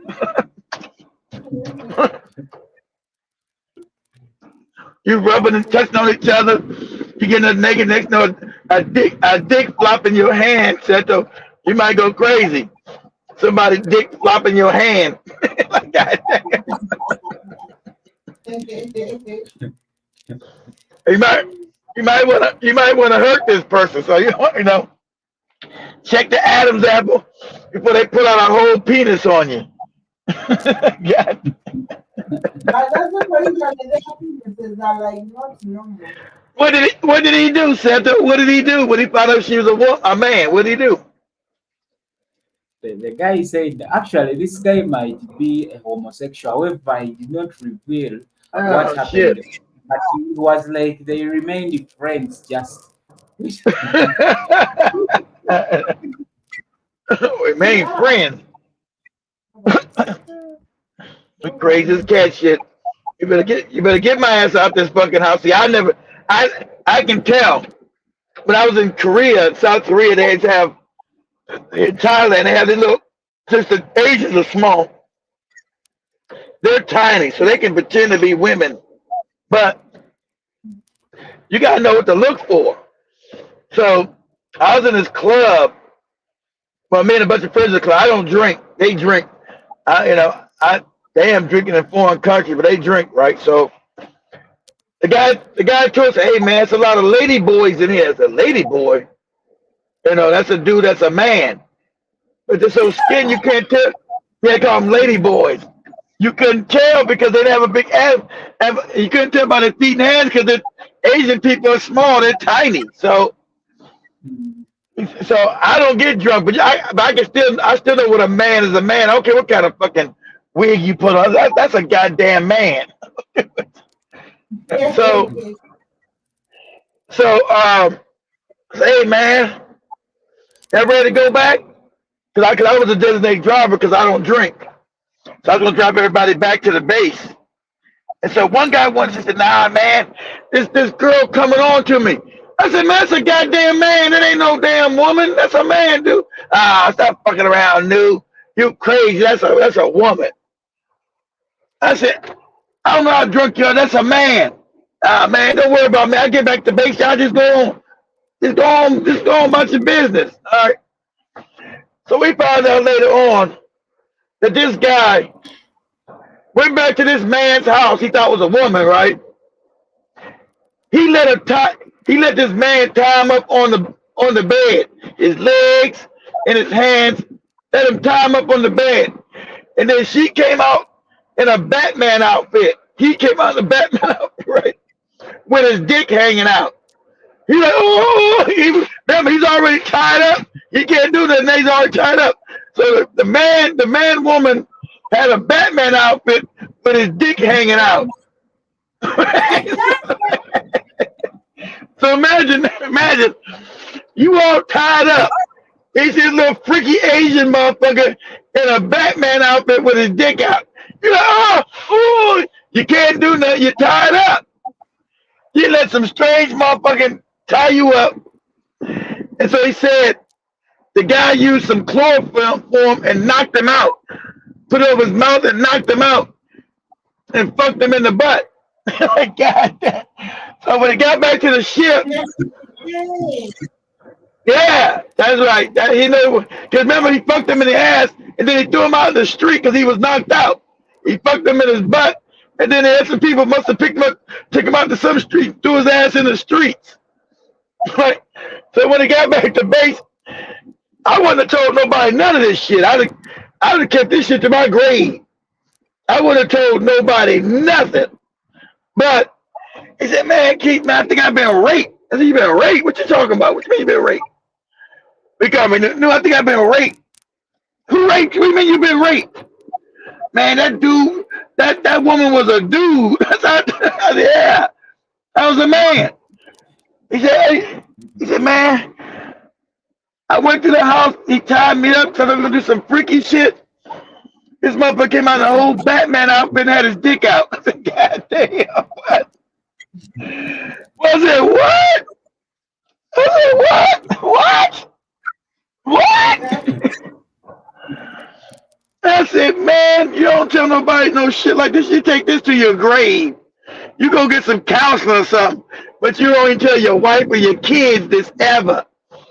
He said, man, I said, what happened? Man, he put some over my damn face, some damn chemical. I found myself in the middle of the street. I found myself in the middle of the damn street, almost butt-ass naked. God damn. God damn. I said, man, you better go get checked out by the corpsman, man. Find what happened to you, man. That mother came back to corpsman and told him, yeah, you've been raped. Somebody done raped your ass. God damn. Man, a little Asian man in a Batman suit done raped you.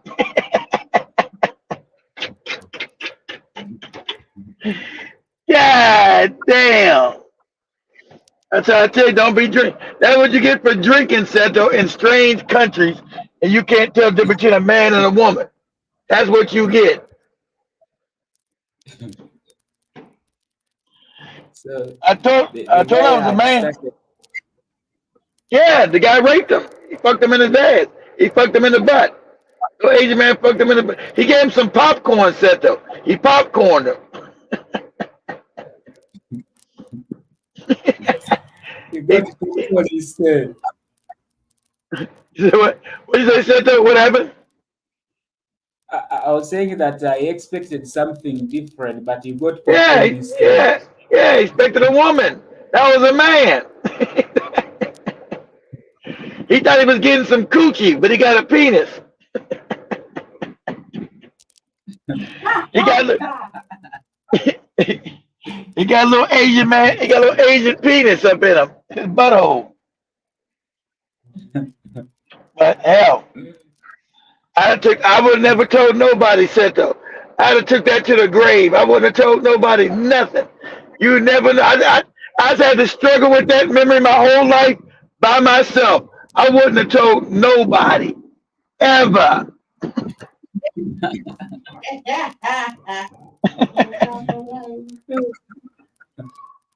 ever. Hard to tell another man you've been fucked in the ass and it was an accident. You what? What? What happened to you? Yeah, I got fucked in the ass. It was an accident. What? How you get fucked in the ass? That's an accident. What are you talking about? Nah, it's too much to explain to that sector. I'm like, nope. Go, guys. You guys got it. Let me go. Let me go check it out. Okay, thank you.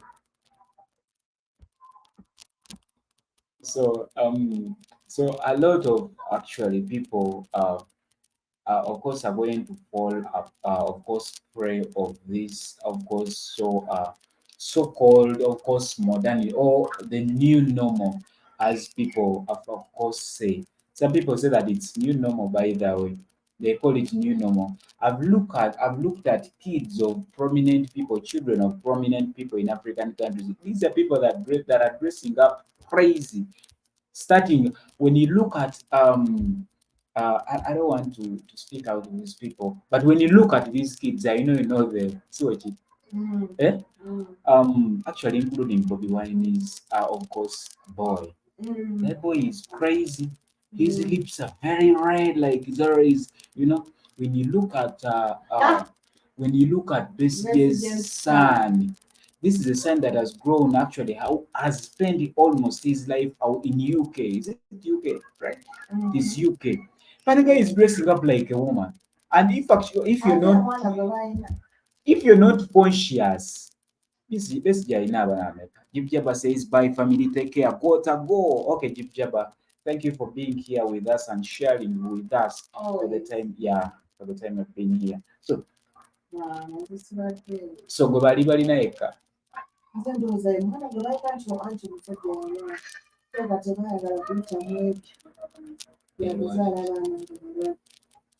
Yes, ebyadda ebadde sikimanyi kitegeeze mukazi simubala kitegeeza even that kid. Hey,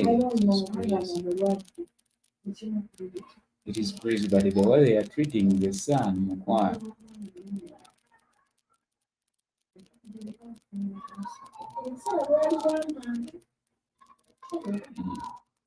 But how did they survive?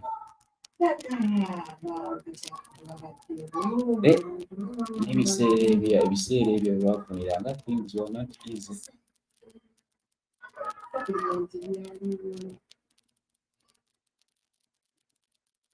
But how did that guy manage? By the time I grew up, that guy was strong. He was strong.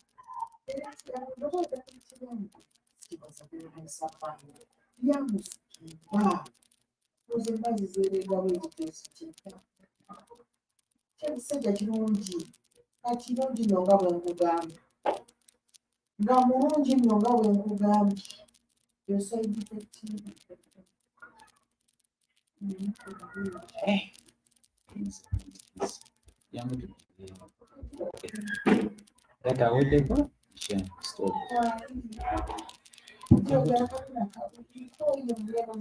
Yogerereyo. So, what do you know? So actually, before Keith came here, of course, in we are talking about, of course, the causes of these street kids, of course, that are adopted at a time is what causes them to be there. We talked about the issue of prostitution. I've seen parents here that, of course, that they give in their parents for prostitution, young children. Yeah, when we talk about children, these of course this is a category of people that is between, in Uganda, that is between 17 years and 0 years.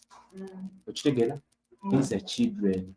But we have seen parents giving in their children for prostitution. Someone may be wondering, how is it that we see of course, of course, very little kids, of course, knowing a lot about these sexual kind of stuffs.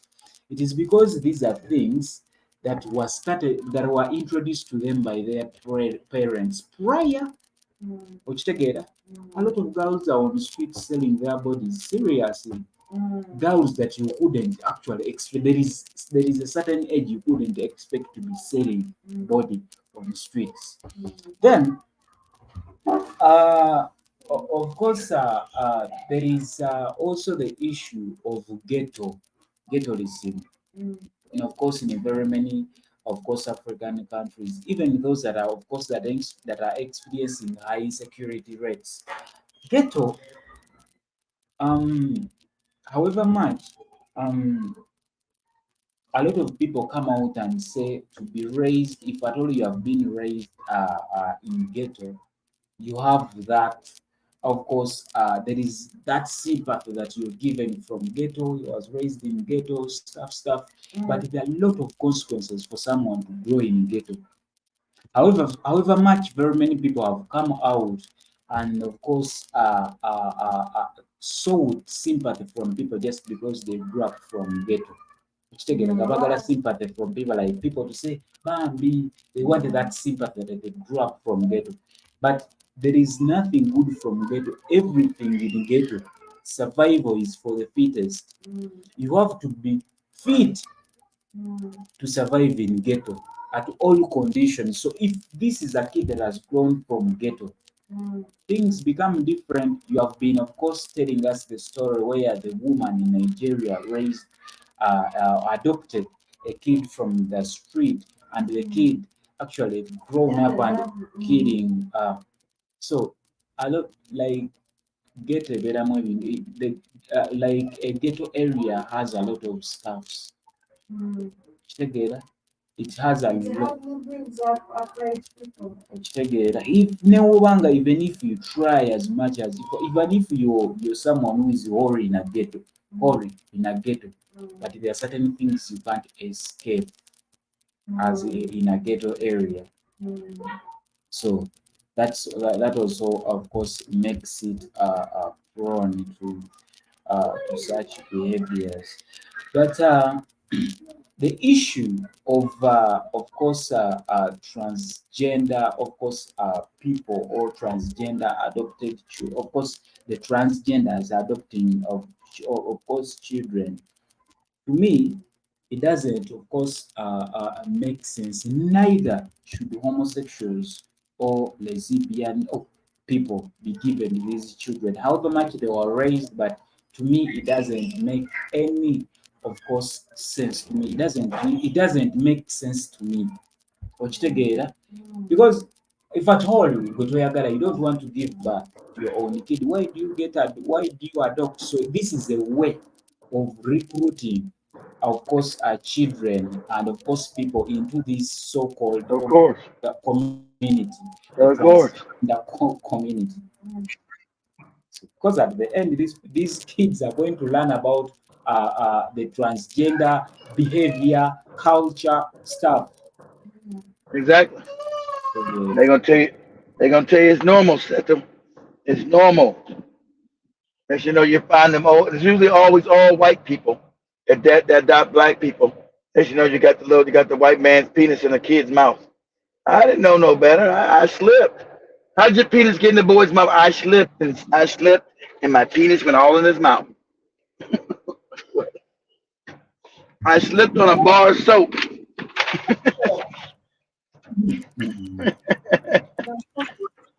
I slipped on a bar of soap, Seto, and his penis went my penis went all in his mouth.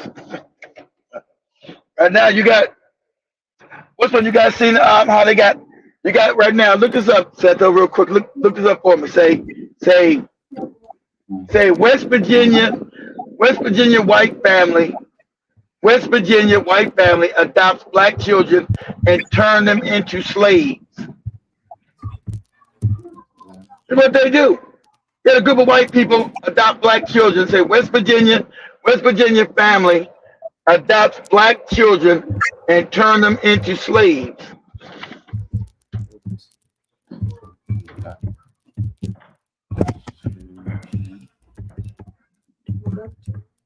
black children.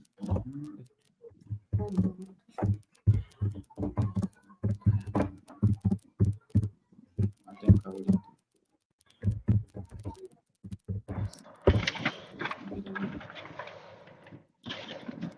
This is overlooking black children and forcing them to work as slaves.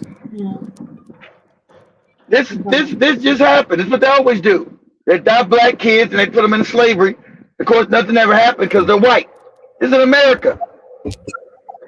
They finally caught them. They were starving these kids and having them work and putting them in a damn warehouse or some shit.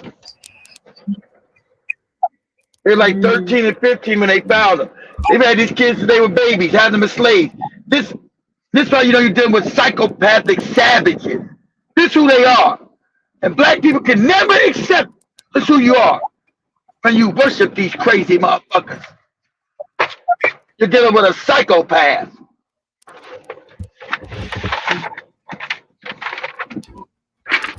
They were malnourished, they were unbathing, they were kept as slaves to work in the field and do all kind of crazy shit.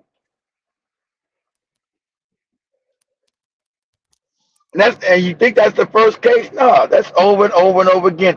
They tell you got somebody white adopted somebody black. It's the same story over and over and over and over again. But since they're white, they get to keep doing it.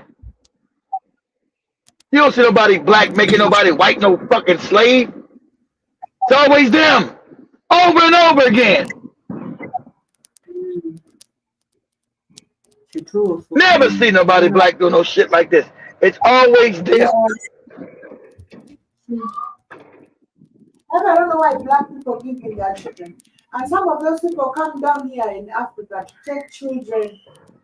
Only children that are going to be questioned. And the ones they take out of Africa, I think they stopped. Ethiopia stopped it, and I think Malawi stopped it because they found out that they were putting those kids in slavery. Ethiopia found those kids who been put in slavery in New York. Malawi found out the same thing in Europe, and so I think it was Ethiopia and Malawi stopped it. You should have allowed it. You keep thinking these white people your friends and you're better than you. Then they finally say, what happened to all these kids you've been letting these white people adopt? They've been getting murdered, they've been sex trafficked, or they've been put in slavery.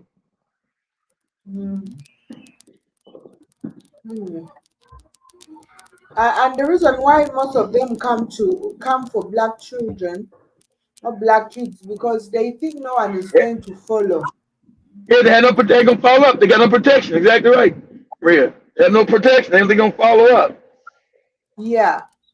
They know no one is going to follow up. No one is going to question. Mm-hmm.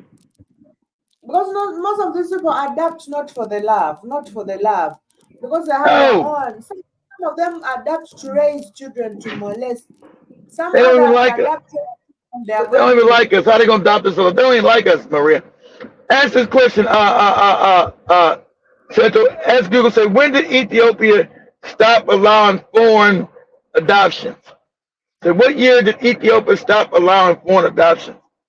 I know Malawi stopped. I think Uganda probably stopped. Most Africans have finally learned to stop the shit. But Ethiopia was it was a big deal. Ethiopia because it was so rampant. There was so many people being abused coming from Ethiopia. It was crazy. Found them in dungeons and slick slaves. Just crazy shit these white people doing.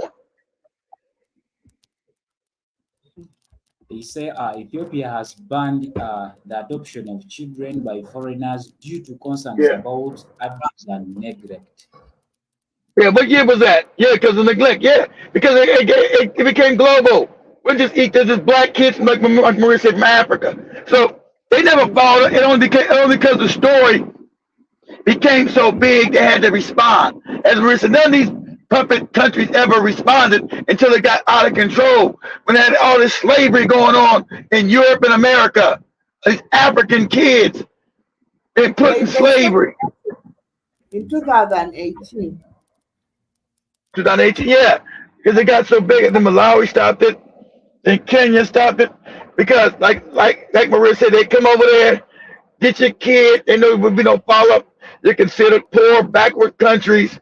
Take these babies and rape them, beat them, enslave them, all kind of wicked shit.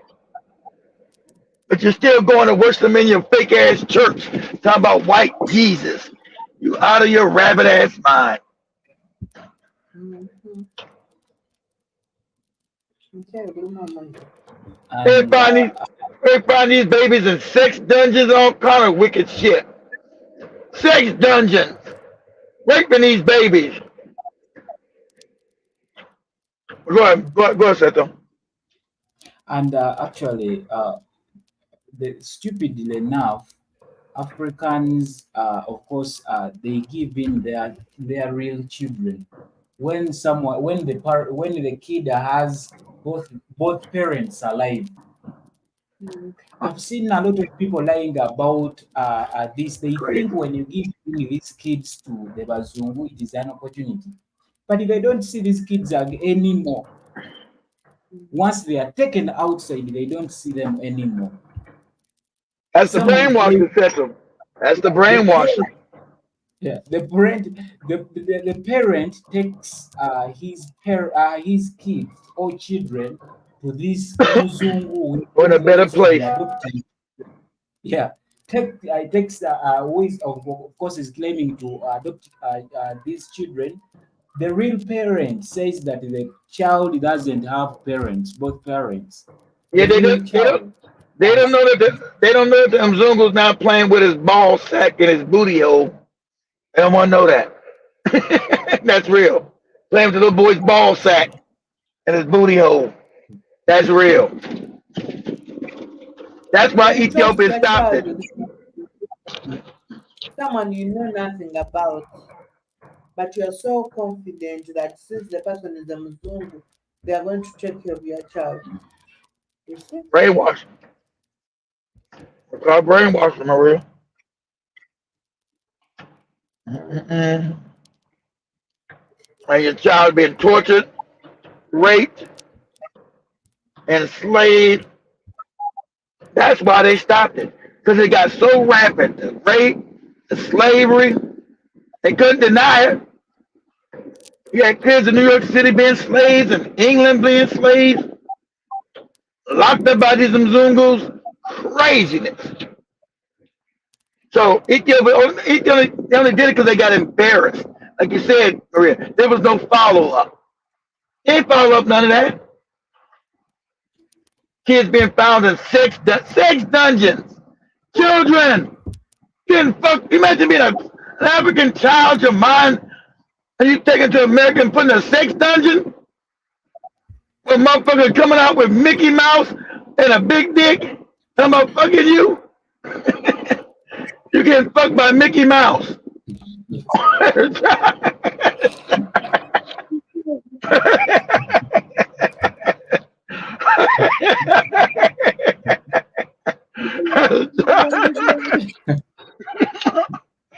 As a child, you get fucked by Mickey Mouse.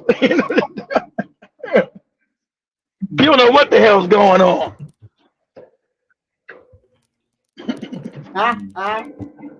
Shit. That's how weirdo these people are.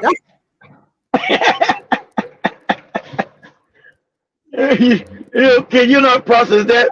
You don't process Mickey Mouse fucking the shit out of you? I thought Mickey Mouse was a good character. Fucking the shit out of my ass, goddamn. You know, I'm laughing because it's so heinous. It's so debaucherous. And that's what everybody stopped it. Because the stories were too heinous. Taking these kids out of Africa and doing all kind of crazy shit with them. Enslaving them. You know, got a kid walking around with a grown person's dick in their mouth all day. Let's go on. Crazy shit. Some wicked shit. Wicked. You know, why did Ethiopia ever vet these people that were coming to get kids in these African countries? Why don't you do a background search and then investigate these people before you gave them your kids? Oh, that's Mzungu. He's white Jesus. He's the Lord. You gave him your kid. They're doing all kind of wretched shit to the child.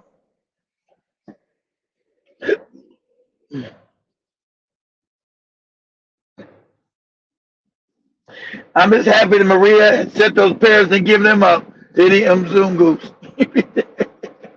You guys would be damaged right now. You'd be damaged. Your minds would be messed up. And actually, when these people are adopting, they want kids actually. When we look at this report about the West Virginia, of course, couple that was accused of adopting black children and forcing them into work as slaves. These were people that were adopting kids between 6 and 16, very young. Now, which kind of work they want 6-year adopting a young which kind of work a 6-year kid can do for real? Those people are not. Those people are 6-year-old kid he's gonna rub ointment on all my sores. Etc. All my sores. He's gonna rub on my butt cheeks when I go to sleep. All kind of weirdo shit. You think it's a joke? Do this. You want to know? Okay. Go to YouTube and put this clip. I know it's on YouTube. So this most despicable shit they would do to black kids. Say Mandingo clip. Say, go to YouTube and say Mandingo. That's the Mandinka tribe. They call Mandingos in America. Mandingo clip. The name of the movie is called Mandingo. Mandingo clip when the white man puts the black kids on his feet. He said, "You niggas get on my feet." So, because they believe that the black kids can get all the disease out of their body if they put their feet on them. So say Mandingo clip. White man putting his feet on black slaves. They get on over here, you little niggas. They put my feet on you so I get all my disease and go into you. So white people believe they can get their disease out their body and go to black kids and fuck them up. You're dealing with some savage, wicked people. Say Mandingo clip, white man puts black children on his feet. Come on here, little niggas. Y'all get I got rheumatism. I need to put y'all. I'll put my feet on top of you. Like what? So my disease will go out of me and going into you niggas. Your black skin will suck the disease out of me and it go into you. That's how wicked these motherfuckers are.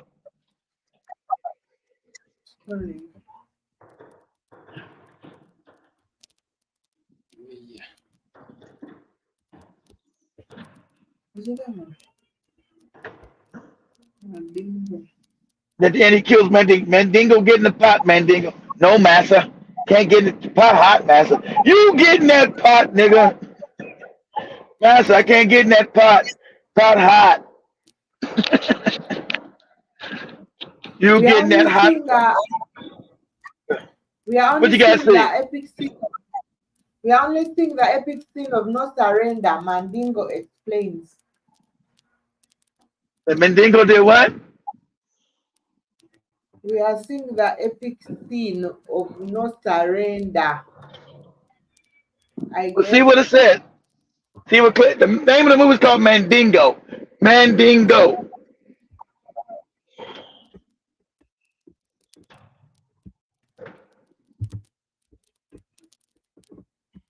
M-A-N Manding Mandingo. Supremacy, the greatest retribution. Mandingo, Black Stuff, Boiled Alive. Yeah, we are trying to look for Yeah. the clips, like Yeah, that clip. I know. Yeah, yeah. Yeah, you guys on the right thing. But go to show the clip where he's burned alive at. See what that one shows. Get in the pot, Massa. Get in the pot, Burned Alive. Mandingo. I think they're done. Those guys are done. Okay. Mandingo.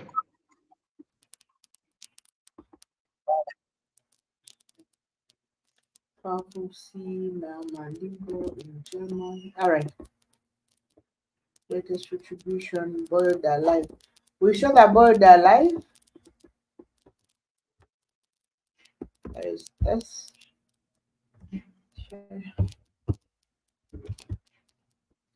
Get in that pot, Mandingo. No, Massa. You just an old white man. I thought you was better than a white man. You just an old white man. Old nasty cracker. Get in that pot, Mandingo. That be Seto. Seto, get in that pot, Seto.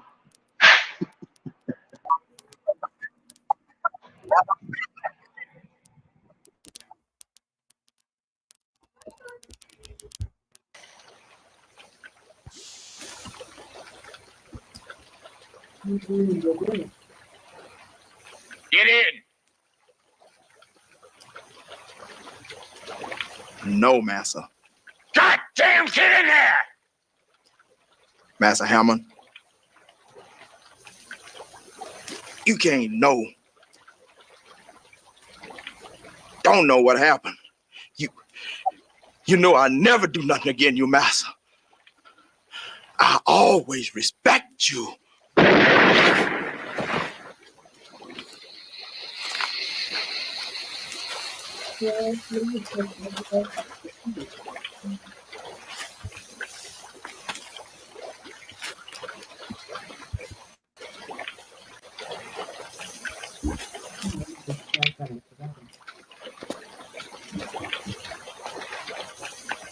I didn't think he was somehow better than a white man.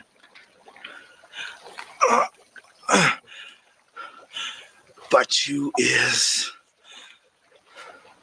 just white.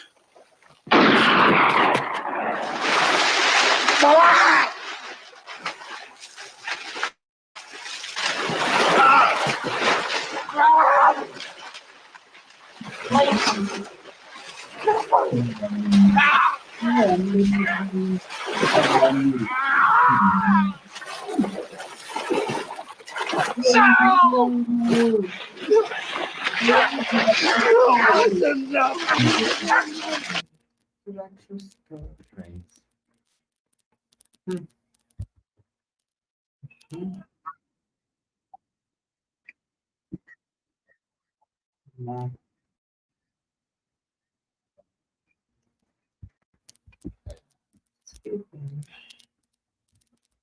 No, no, the Mandingo.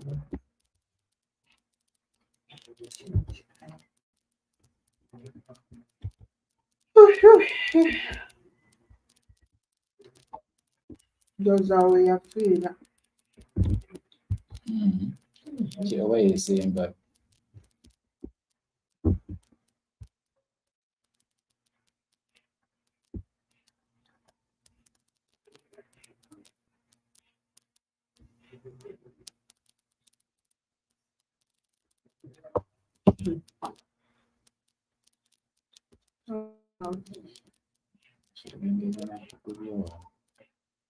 No,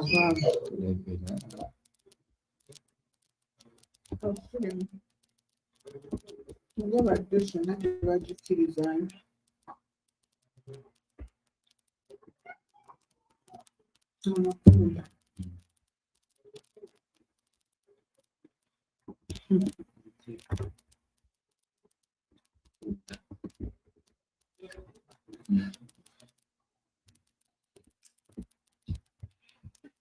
Yeah. So, so it's these people. They are not, of course, mercy. They don't give a shit about, of course, anything that happens to black people. Because if at all you can enslave a kid of 6 years to work for you, really, which kind of a person are you? Do these people really have heart? Do these people really? Eh? Eh?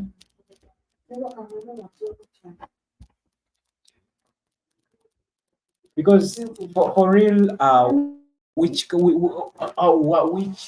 of work can a 6-year-old do?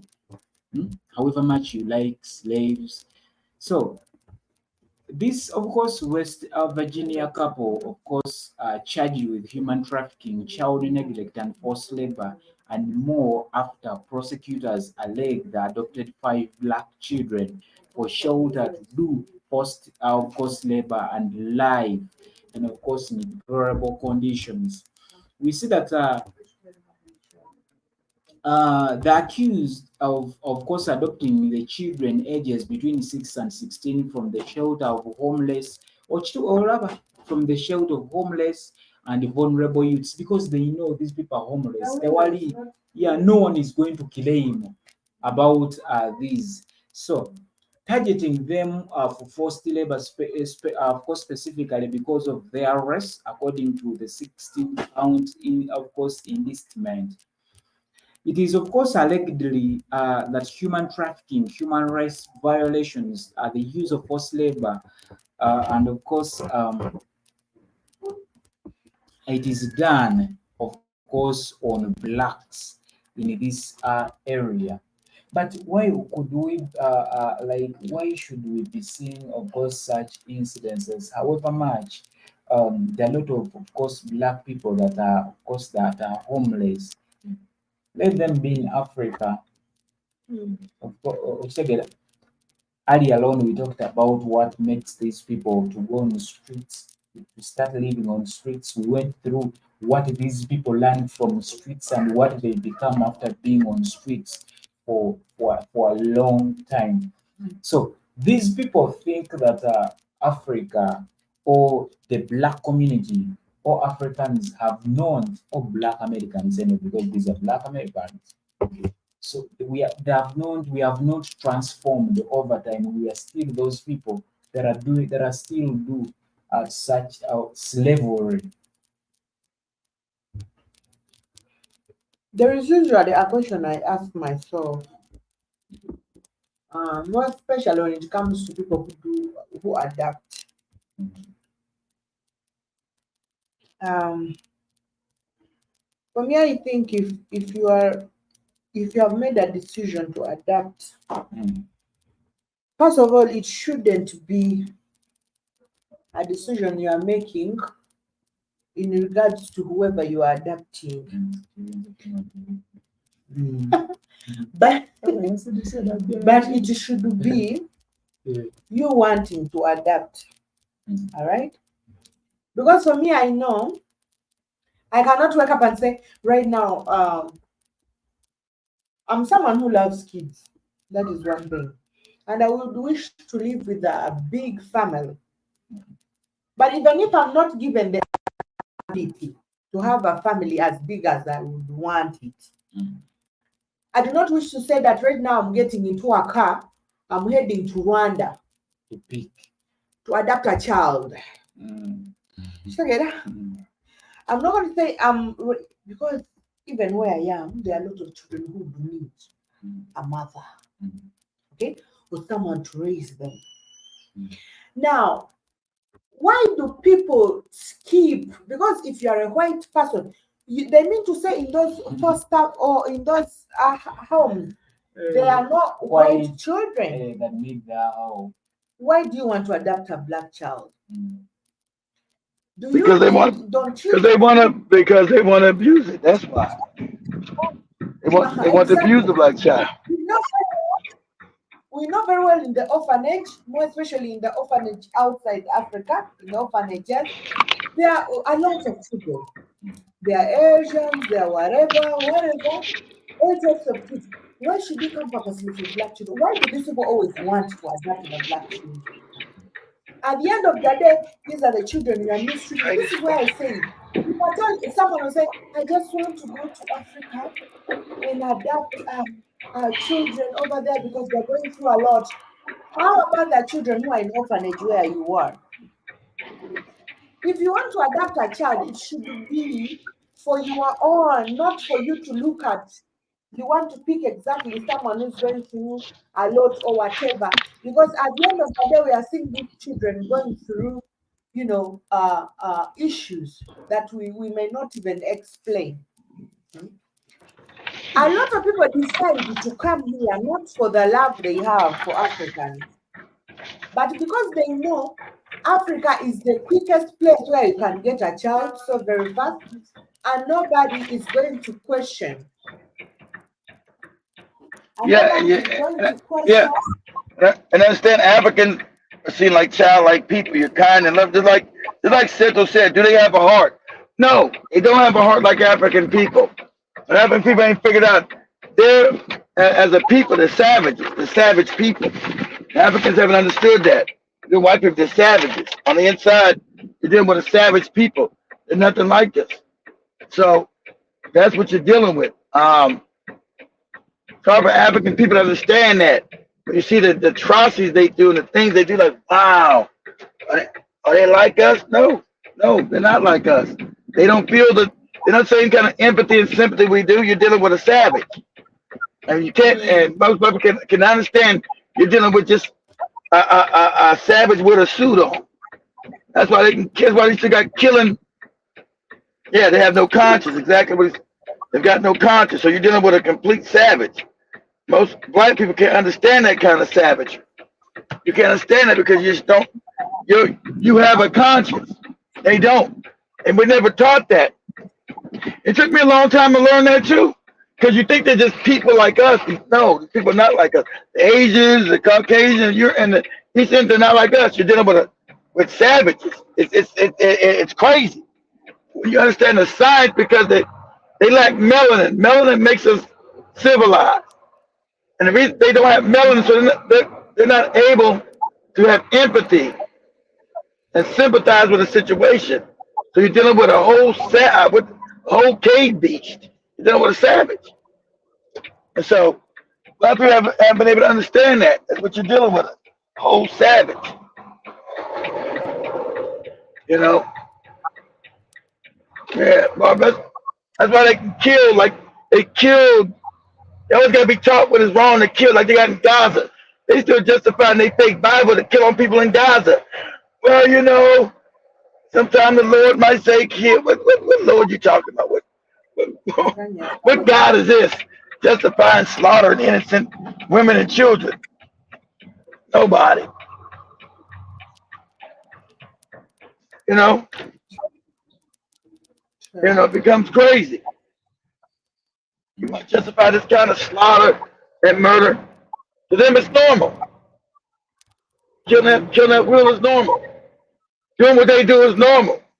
Remember, they were given the Bible years ago when they first created. The Bible was created to civilize them. Remember, they were still savages. They were still the Germanic tribes. So we got to use these books and rules to civilize white people, not us. We've always been civil. So,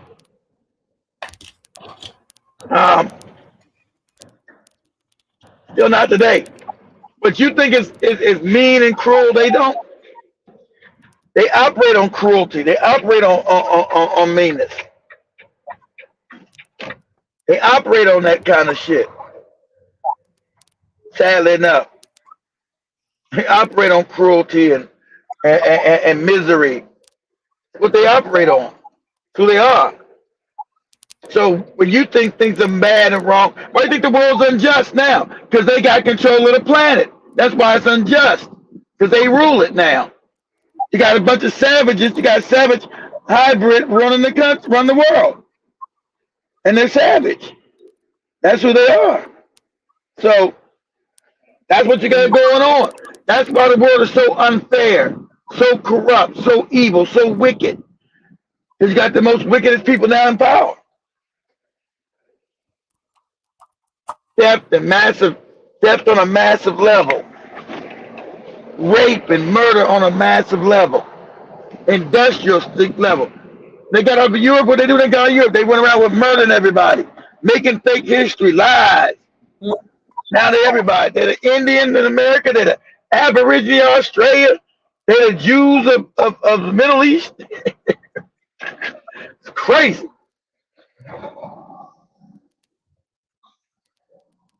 They're dealing with a homicidal, psychopathic maniac.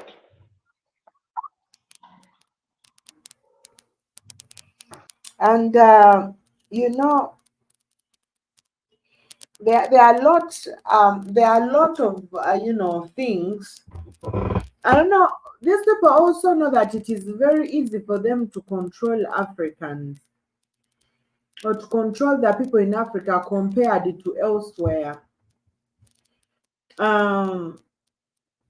Because you know, we see like a lot of things, of course, being done outside Africa. But the moment Africans start adapting those changes, everything start escalating. Because first of all, when recently Jim Jabba was telling me that in Africa, in the US, studying of religion is not forcefully. All right. And you Keith, you also told me that when you are to study, if at all they are to introduce religious education, you in a school it is not a must, and they are trying to scrap that away.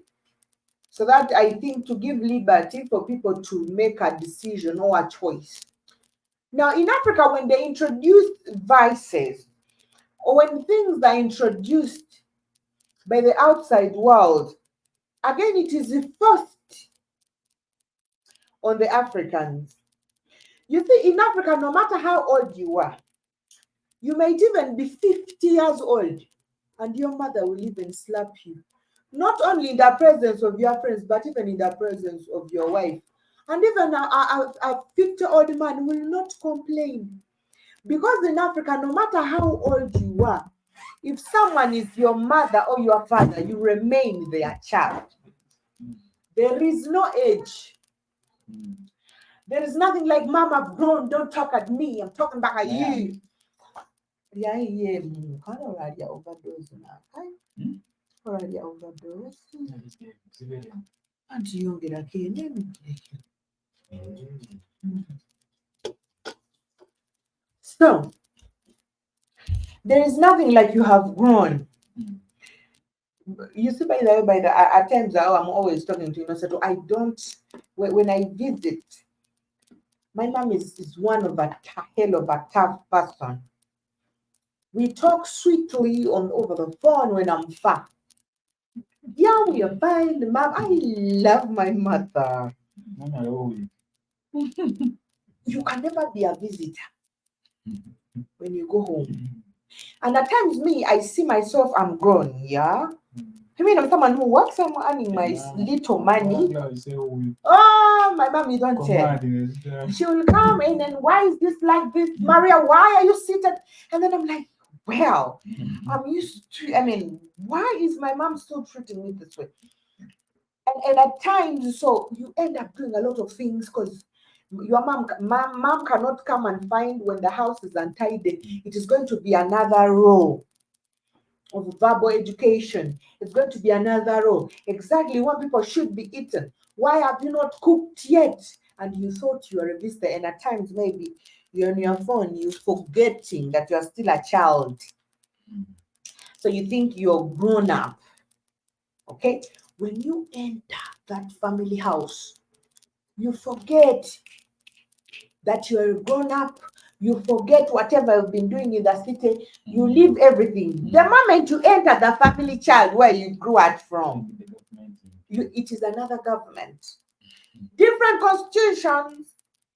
Somebody else is the one governing that place.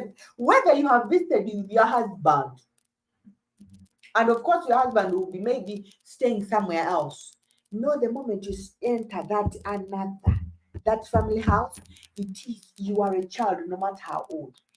Now we have been raised in this kind of, and this kind of nature has groomed a lot of Africans to be listeners. Because no matter what you want to do, at times there are a lot of things. I have 2 elder brothers who smoke. They smoke tobacco, cigarette. My mom doesn't know. Our elder brothers, the firstborn and the second, and our mother doesn't. Even if them already, even if you tell our mom that your sons smoke, it is us, the siblings, who know that our 2 elder brothers smoke. You cannot. Even if someone else says, yo, I saw guys, someone probably Stephen. So my sons, they do not, and they can never smoke in the presence of our mother. Never. That is our mom. That is the respect. Even when they have come, even if they want, they will move far away from home. Someone will even tell you, I'm heading to probably to town. I'm gonna their stuff when the person is going to smoke. And when they reach there after smoking, they make sure that whatever they eat, the whatever in their mouth, my mom doesn't feel that they have been smoking tobacco.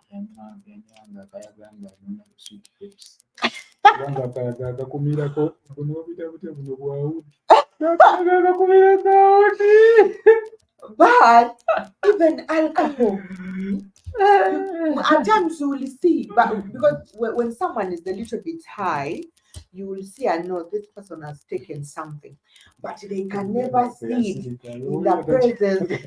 in the presence of mom, and you are taking alcohol. And now you see mom and you are busy with sipping with the bottle. Trusty, busy. Yaho mutwaro hura.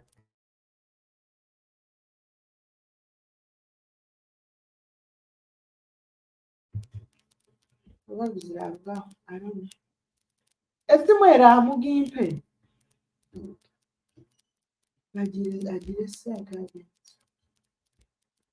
So this is it now. In Africa, if we still, I'm trying to explain that the of course the family system.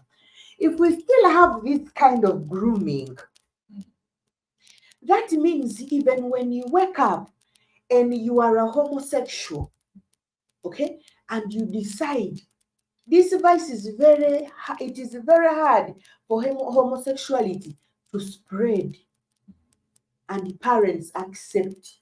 They can. Now people know. Remember? No. You remember the other girl that died in Dubai? That girl died in Dubai. I know. That girl that died on live. They were recording her on live. Then she died. That girl who had complications in the stomach. When that girl, she was called Gloria Staff, she was a Ugandan girl. When that girl died, actually, do you know what her mom told? However much she was doing the other things, but she was a good girl. You see such things. This is what I told you.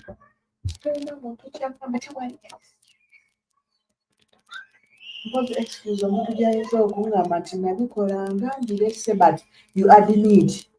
Ate kale okubikola kwalibaddewo naye si kirungi kubikolera like in front of children. Kids learn very fast. But kids learn very fast. And once they see something that an elder is doing, they think it is right. The next in the public,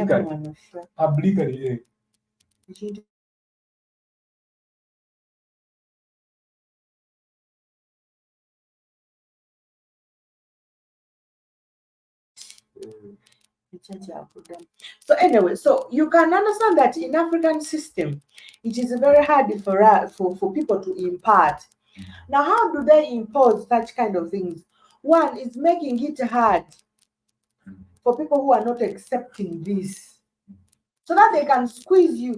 We are seeing people actually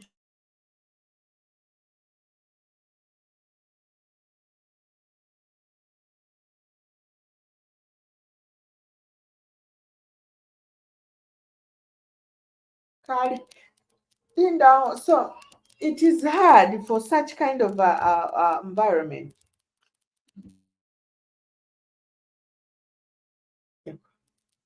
That's why we have seen, for example, a lot of people, more especially during the antenatals, there have been a lot of chemicals that have been, of course, allegedly, that there are chemicals that are being given to pregnant women.